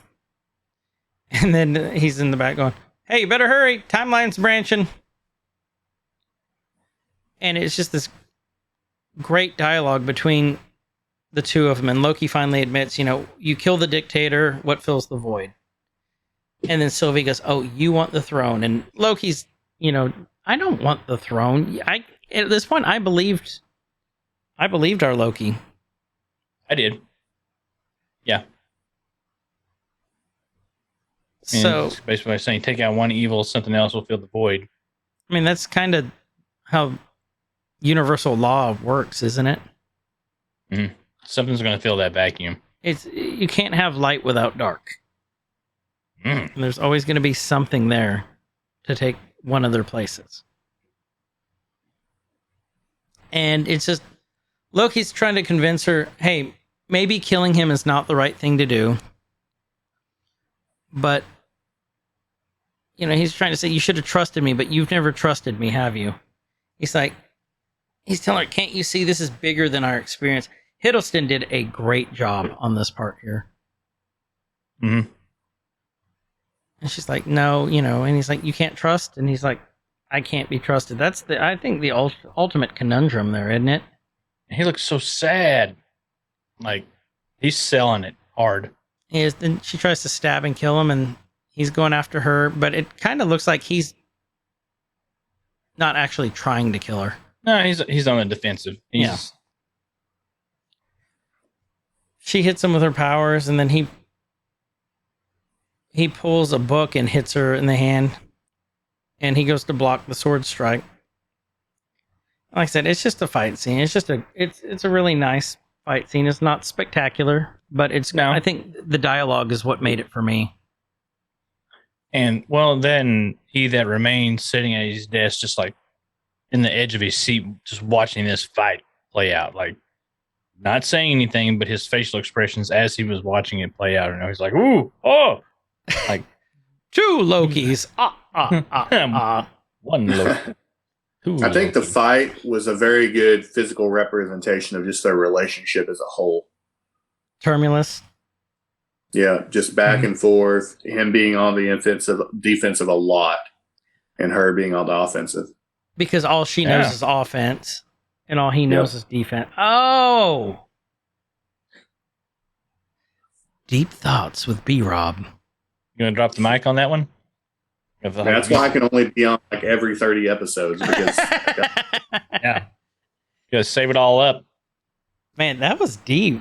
That was really good though. I'm not saying that just to get you back on the show again, but that was really episode now. Good. Actually, I'm trying to bring my A game because I'm trying to move on to the upper echelon of podcasts. Oh, so we're just a stepping stone. Aren't we? Oh well, I guess so. Yeah, I mean, I was gonna move on to bigger and better things. He's not wrong. And I'll have 2 iPads. And then he'll have Wi-Fi upstairs. Mm-hmm. Fancy Wi-Fi. Right. I won't have these technical difficulties. That fancy big city Wi-Fi. Yeah. To be fair, you don't have that, Kyle. No, I hate your internet. You go. I hate my internet. Sophie's like, kill me, take your throne. And, they continue fighting.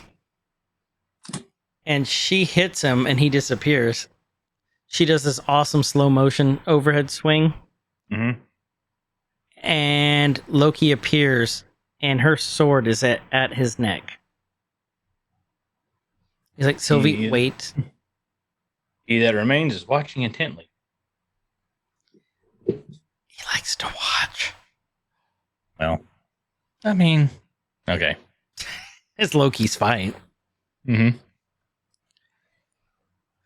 It's a whole new category. It brings a whole new category to self-hate.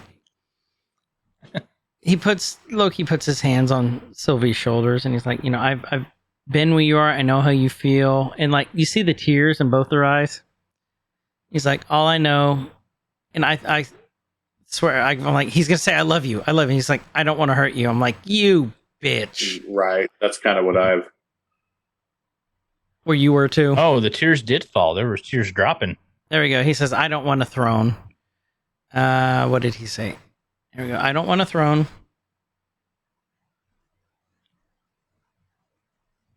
I just wait for it. Dramatic pause. I just want you to be okay. Boo. Sylvie starts sniffing. They both drop their swords, and we finally have the kiss. Mm-hmm. That's been building up for 5 episodes.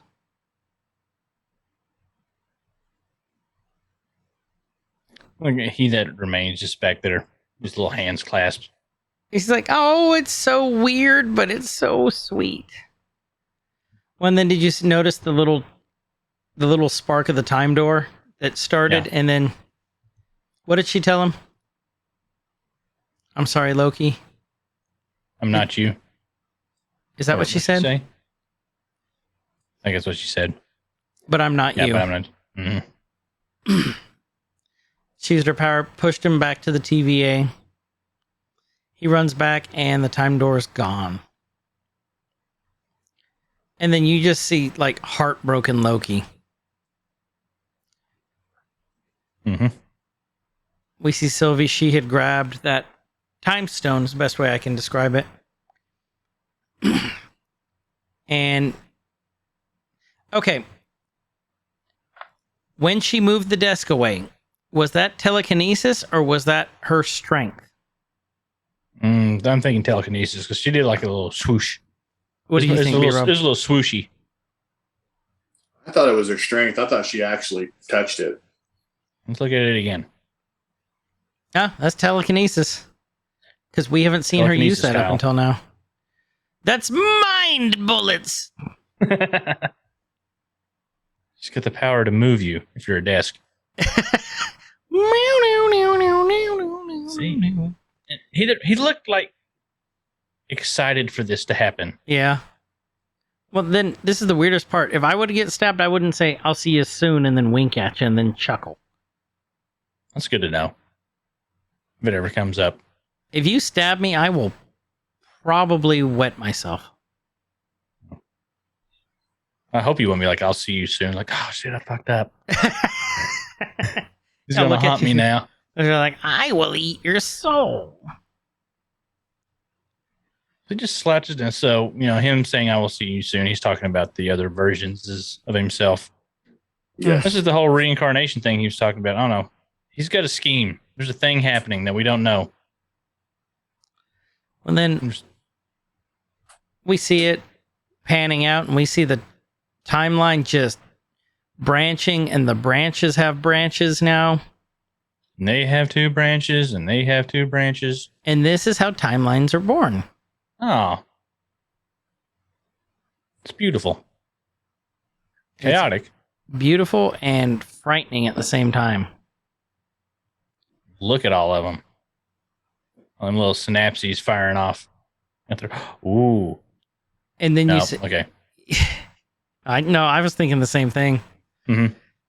Back at the TVA, you see B-15 and Mobius.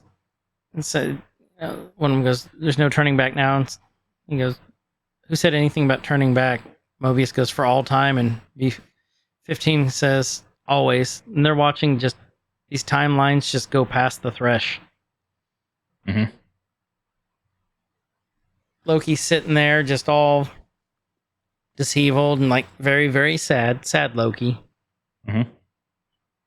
This is the variant where he's very sad. Slowky. Slowky. Slowky. He's a great Pokemon. Yep. So Loki is, we can describe this more, but he's sad. Yeah. It's a whole lot of the lengthy, sad-faced Loki for like a good 45 seconds of sadness. At least. We're still in the sadness right now. Would you say it's infinite sadness? Yeah, more melancholy. Yeah, okay. Mm. He's just, What do you think today? So he snaps out of it though, or Sure. he goes on a purpose. He's very purposeful. Very purposeful. Yeah. He hears alarms blaring. Loki runs out, and like the TVA is going nuts. Like everyone's running everywhere, and you see more TVA Minutemen and reporting to the armory. So something big's happened. We know what that something big is. It's the timeline, sacred timeline branched. Mm-hmm. Across the threshold. All right, BRob, And you- what did? and Go ahead, Kyle. what I'll say, when you saw that branching and that happening, you saw branches crossing other branches too. If you looked at it, you would see that there's some intersecting branches. Realities crossing. Mm-hmm. So, BRob, what did you think of this part? Like, what direction you think that they were going? When Loki's there when he's hearing all the alarms and taking off running, Yep, or yep. Mm-hmm. I wasn't sure. I feel like I thought he was running back to. I mean, I think he was looking for his bro, and he was gonna try and figure out a way to get back to Sylvie. Right. I think he calls him Brobius. Right. Brobius. What's up, Brobius? So That's what you were. I was the same way. Kyle, were you Yeah. about the same? Okay. Yeah, I wasn't expecting what happens to happen. And at this point, they said there's 63 new branches, and I didn't catch this the first time, but where we're paused at right now, does he want us to just let them all branch? Keyword, does he want us? Keywords. I didn't catch that. I didn't catch that either. No, I didn't catch that. That's why we rewatch them together. Uh-huh. And that's what Yeah. tells you there's something up. At this point, how are we going to stop it? And it's like, hey, and Mobius like, what? What'd you say? And it's like, it's done, Mobius. We made a terrible mistake. B-15's like, what's done? We freed the timeline. We found him beyond the storm. A citadel at the end of time. And they're both just looking at him. He's terrifying. He planned everything. He's seen everything. He knows everything. Of course, talking about our man. Mm-hmm. And he's like, now what's happening? Countless different versions of a very powerful man. He's like, Mobius like, take it easy. You're an analyst, right? What are you talking about? Who are you? What's your name? Boots on the ground now, archives, is what B-15 said. Mobius goes, who are you? And Mobius is waving him in. And we know that the timeline is broken now because Mobius doesn't know who he is. And then that statue of one of the timekeepers we saw at the beginning is now...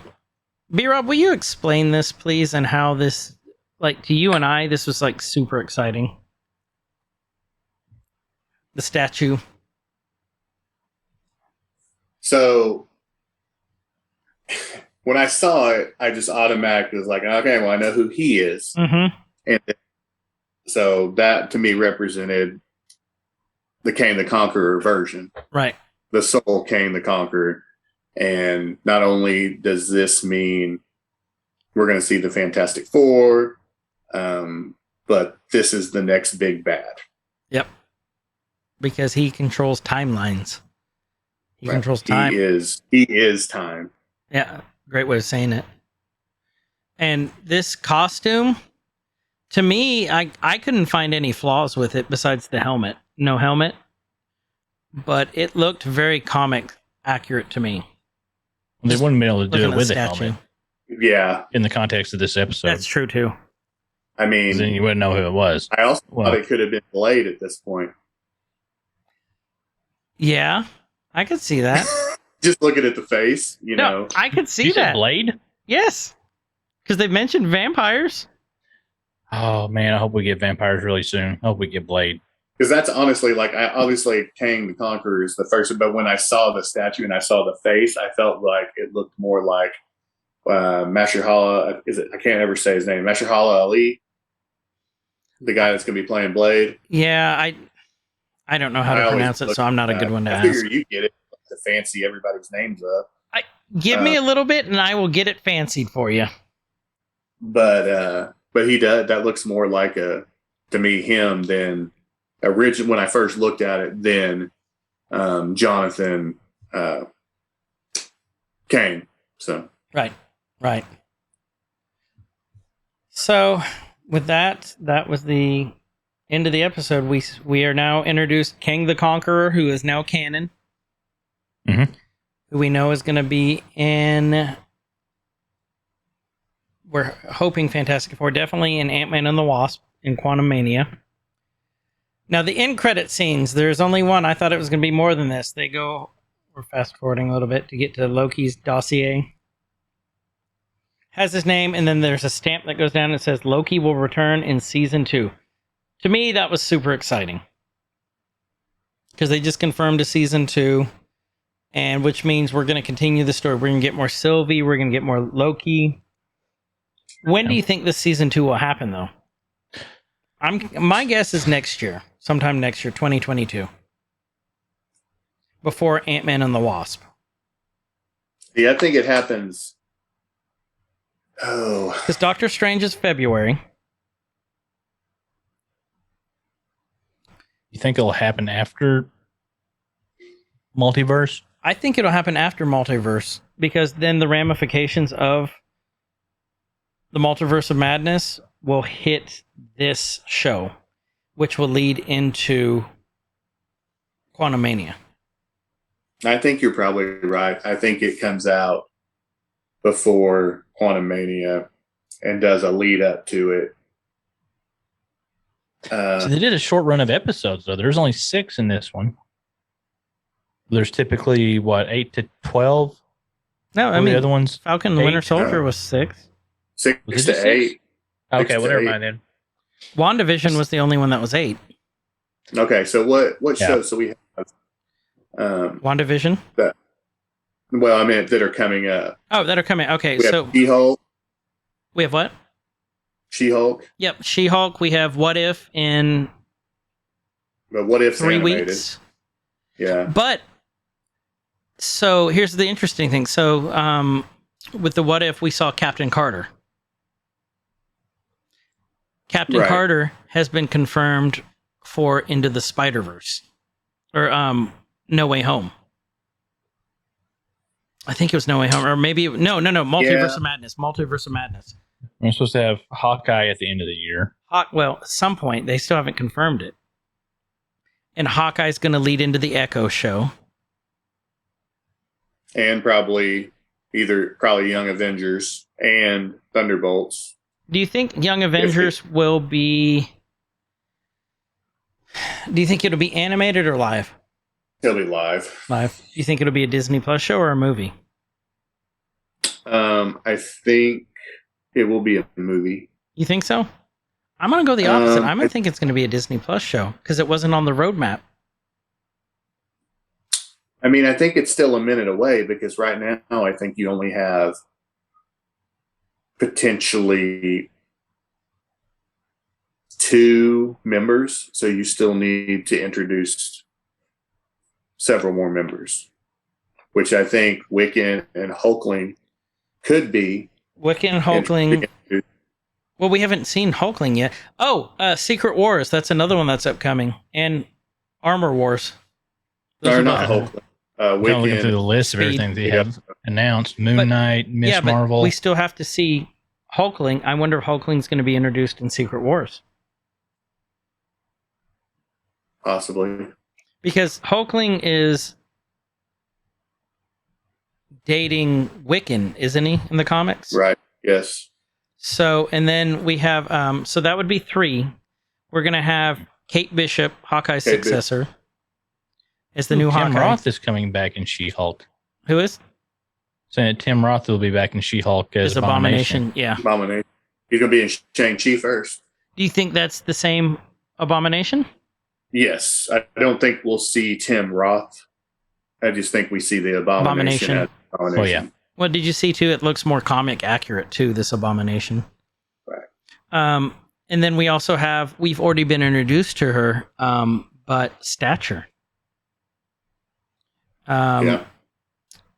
Ant-Man's daughter. We've already been introduced to her, and it's a new character. She's all grown up now. Right. So, and then and then Iron Lad too. No. Elijah. We've been introduced to Elijah too. Yeah. Patriot. What does he go by? Does he go by Patriot? I can't remember.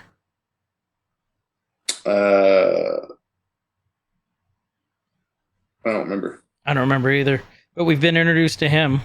And then technically we could be introduced to Iron Lad because Iron Lad is a variant. It's a young version of Kang who doesn't want to become king.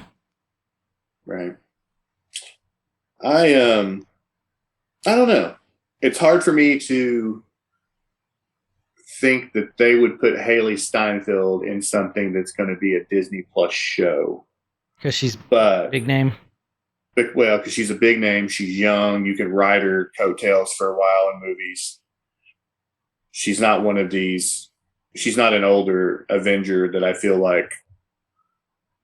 You know, I mean, I understand why you use the Tom Hiddlestons, the Olsen, Bettany's for shows because you're writing them out, the Renners. So I don't know.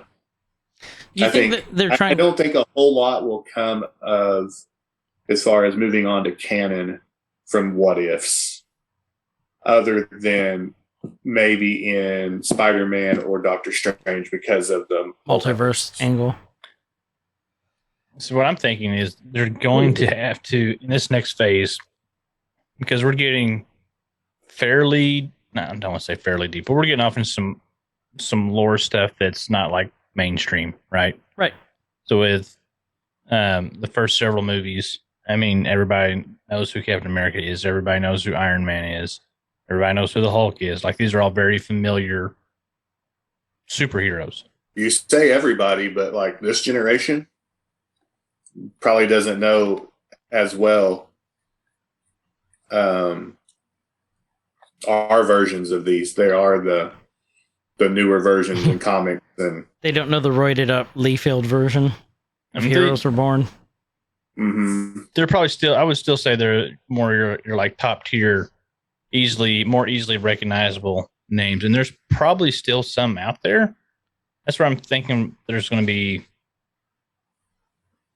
We'll have versions of mutants somewhere a lot earlier than we're probably thinking, because Disney's going to want to have some type of level of brand familiarity that I think they're only going to be able to get from throwing in a Wolverine or a Cyclops or something like that, where people are like, okay, I know these characters, I want to go see them. I think we're going to see some of it a little sooner. So here's the thing. I don't think we will. I don't think we'll see the X-Men until late in the game because you're aging out all these Avengers.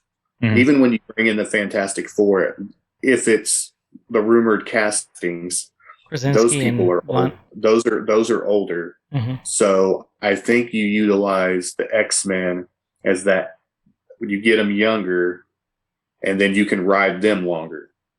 I think it's all about that strategy of being able to squeeze as many movies out of a similar cast, even though Marvel and Disney has said they're not going to do these 9-picture deals with any stars. Yeah. So I think that they've squeezed in mutants without it being in our face already. Right. With Black Widow. Right. Kyle, you still haven't seen that yet, but I haven't watched it yet. You've been gone.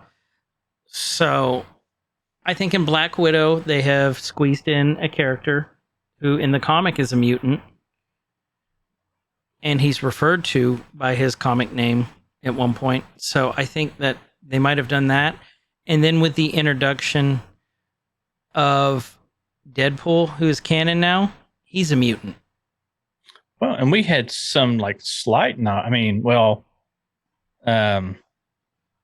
still don't know about WandaVision, Pietro. we still don't know about Pietro, but we know like Wanda's finally referred to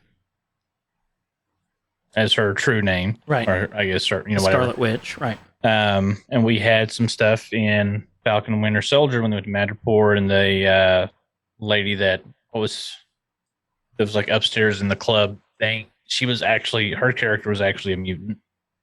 I forget her name now. She's like very quick minor role, but when they were in Madripoor, Right. plus all the stuff in Madripoor anyway. There's enough subtle drops that it's definitely there and coming. If they're smart, I think you have to strategically place that movie with younger stars so you can make 7 or 8 movies. Yeah. I would agree with that. Well, and don't Because forget, you can't do that anymore with the Avengers. and you can't do that with Guardians anymore either. Yeah, and I'll be shocked at the next Guardians if you don't lose. My prediction is neither Drax nor Rocket make it out of that one. Yeah, I'll go with that. Yeah. I think we're gonna see the killing off of several. Well, and then we Right. have Shang-Chi. He's fairly young, Right. so I think they might keep him. And the rumored he's in 2 movies already. You've got Charlie Cox as Daredevil. They're Right. pulling him in. And So- I still think they'll bring in John Bernthal. I You think so? he's going to be. I think he'll be Punisher, a part of that with U.S. Patriot or U.S. Agent when they do that. Dark Avengers, or Thunderbolts, whatever they're Thunderbolts. planning. You think it's gonna be more Thunderbolts? We see. I think it'll be the Thunderbolts because I think that's when you bring in Yelena too. I mean, because she's not a Then- hero. Right.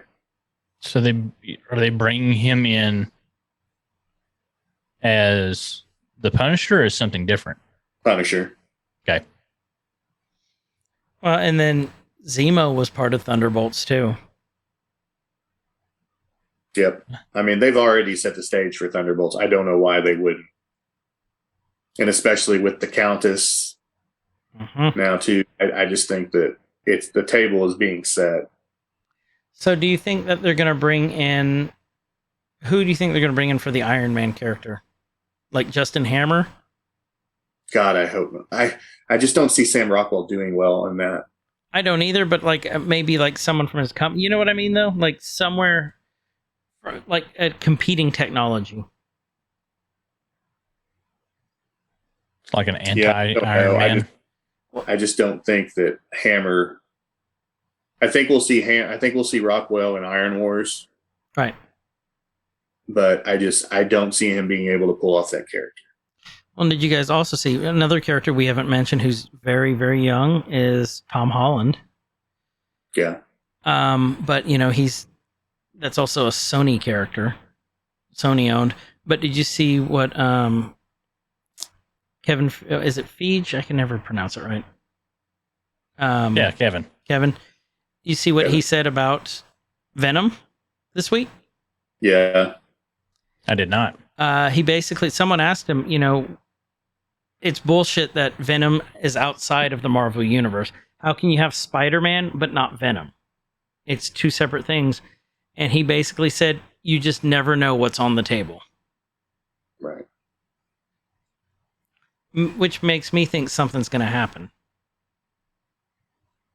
Because, I think to ultimately beat Carnage, I think he has to show up. I think Spider-Man in some variation has to be there to help Venom. because Carnage is stronger than Venom.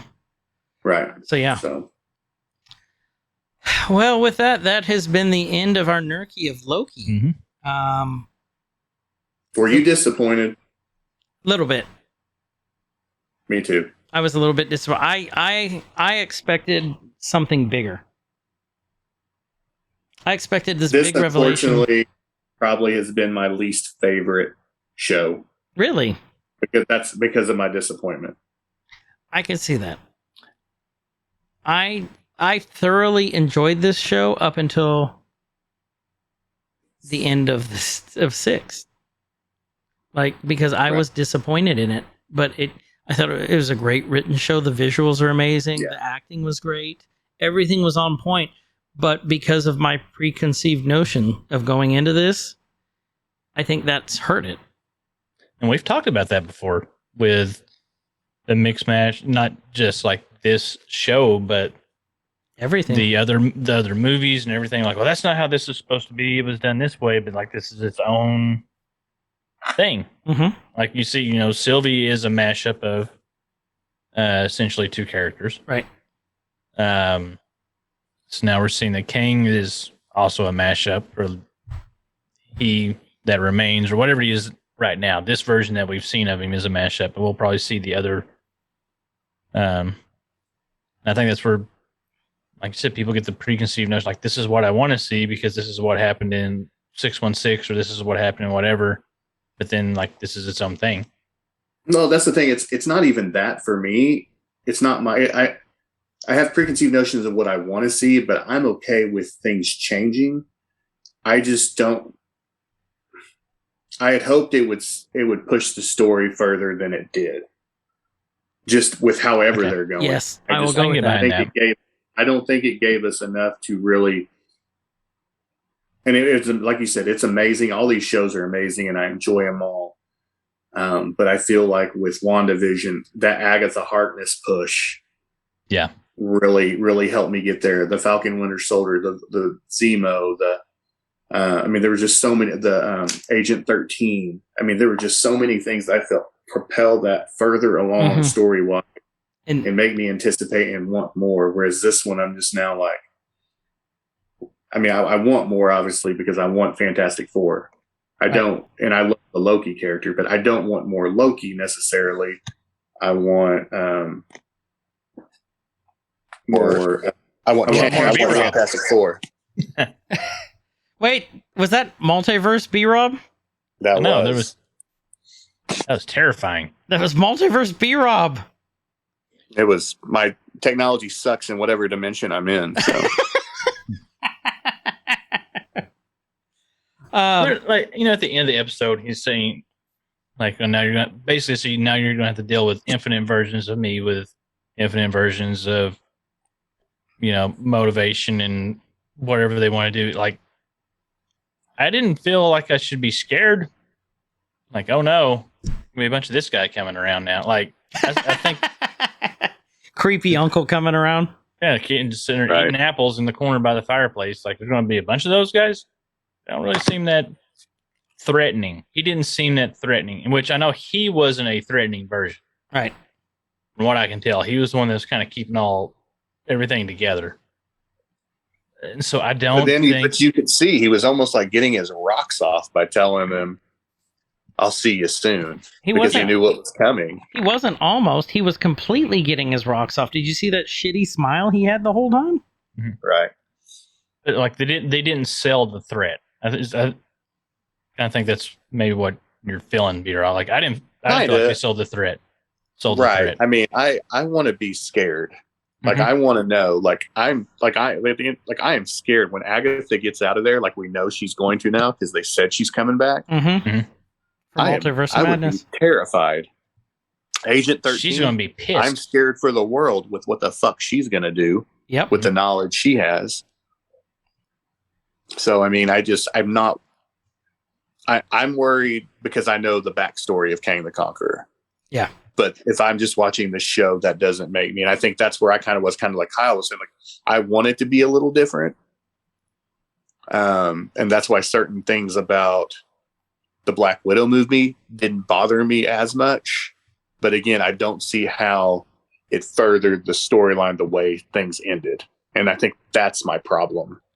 And these people are a lot smarter than me. Like I've said all along, that's why they do these things. But it doesn't.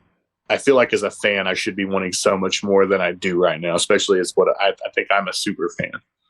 So I'm, again, not disagreeing with a single thing you're saying. I completely, wholeheartedly agree. With that, what do you guys think? Were you disappointed by the end? Were you thrilled with the end? What did you think of the series? Let's let's discuss it. Let us know. Talk about it in the Discord, linked in the bio. In the Discords. We got some cool episodes coming up. We're getting back to some original content. We will be doing the beer episode soon, and I'm gonna try and get the boys together for that, and we will have to get Chof for that. We know Chof loves his little beer. Mm-hmm. About to get him on.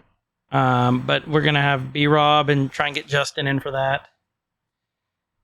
We got a couple episodes coming up that I'm super excited about, and now we won't be doing 2 Nerkies a week. Yeah. So, Right. But I applaud you guys for that, man. That's a task in itself. Just trying to get together for one regular episode, but then when you put 2 Nerkies on there, I mean, that's tedious for you guys. So it is, but it's for me, it's a labor of love. Yeah. Speaking of tedious and labor of love, at some point we gotta get back to Marvel. Yep. We got to get back to the phase 2. Right. Because we only got through phase 1. But yeah, no, let's plan on doing that. That'll probably start back up. I'd say around September.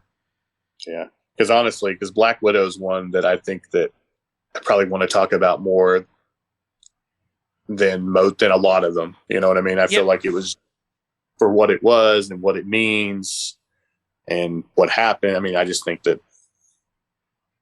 was a really good one. I liked Black Widow a lot. There was, out of all my friends, I haven't seen a single one that said, I just hated it and it was terrible. They all said, yeah, no, it was good.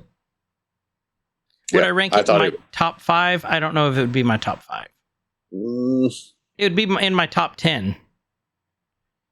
Just because I enjoyed it a lot and it furthered the story. It would have made more sense after Civil War, though. Yes. Totally. So had it got released after Civil War? My top 10. It's definitely my top 10. It might be like 6 or 7, so just outside my top 5. So, Kyle, what about you? No opinion yet. I was going to watch it last night and with the kid, and then she didn't want to watch it. And she's like, because it's was it Disney Plus, and you can pay like $30 to watch it now. Yep. Yeah. It's like, you're just going to pay $30 for something I'm not going to watch all the way through. I'm like, what? Ass? All right, fine. It was worth it. I believe I saw BRob post that he went to the theater, then came home and bought it. Yep. And then when the digital copy comes out, I'm going to be buying that too. Yeah. And then the 4K, I will be getting that. My 4-year-old daughter, she was more engaged into it than I thought she was going to be. I mean, she went with her Girl Power Marvel shirt that has Gamora, Mantis, Scarlet Witch, and Black Widow on it. She had her Black Widow action figure. That's so awesome. Yeah, she loved it. It was slow in parts, obviously, for a 4-year-old, but she enjoyed it. Awesome. She asked me today when we were going to watch it here at the house. So. Nice. Well, that is truly commendable that you do that with your daughter. I think it's awesome. Mm-hmm. I'm lucky, man. I'm just glad they like that stuff. So. You are very lucky because my hope is my 4-year-old, and I'm getting there. Remind me, I'll send you some pictures of the the pins that I've ordered in for Disney for the girls and I. Got a lot of cool Star Wars ones. Pins like the trading pins? The trading pins, yeah. I got a lot of cool ones. I got a lot of rare ones too now. What'd you do? Buy them off eBay? Some off eBay. Amazon has a lot now too that are cheap. Really? Yeah. Did you buy them to go and do that, or did you just buy them to collect them? Both. Okay. Because they have like this Star Wars Hoth set that was like $6, $7 on sale. Yeah. So I bought 2 sets, one to keep here and then one for there, and then I ended up getting a Bad Batch set that they just came out with, and it's limited run. Then I'm like, damn it, I really want to keep these, so I got another set that I'm going to keep here. Right. So I always just get on eBay and buy like the cheap ones just to trade, because you can just go like to any cast member and get whatever you want and give them a crap one. Yep. So yeah, and it's true, and that would be a whole episode in itself too. Yeah. So, with that, this has been Every Man's Guide to Nerddom. I'm Chris. And I'm Kyle, and thanks again, BRob, for joining us. Thank you, BRob. And wherever you guys are today, tonight, morning, evening, whatever time it is, be good to each other. And we will see you next time. Rise up. See ya. It could get elevated. Nerdcore could rise up. It could get elevated. Nerdcore used to be just a made up word. MCs shied away from.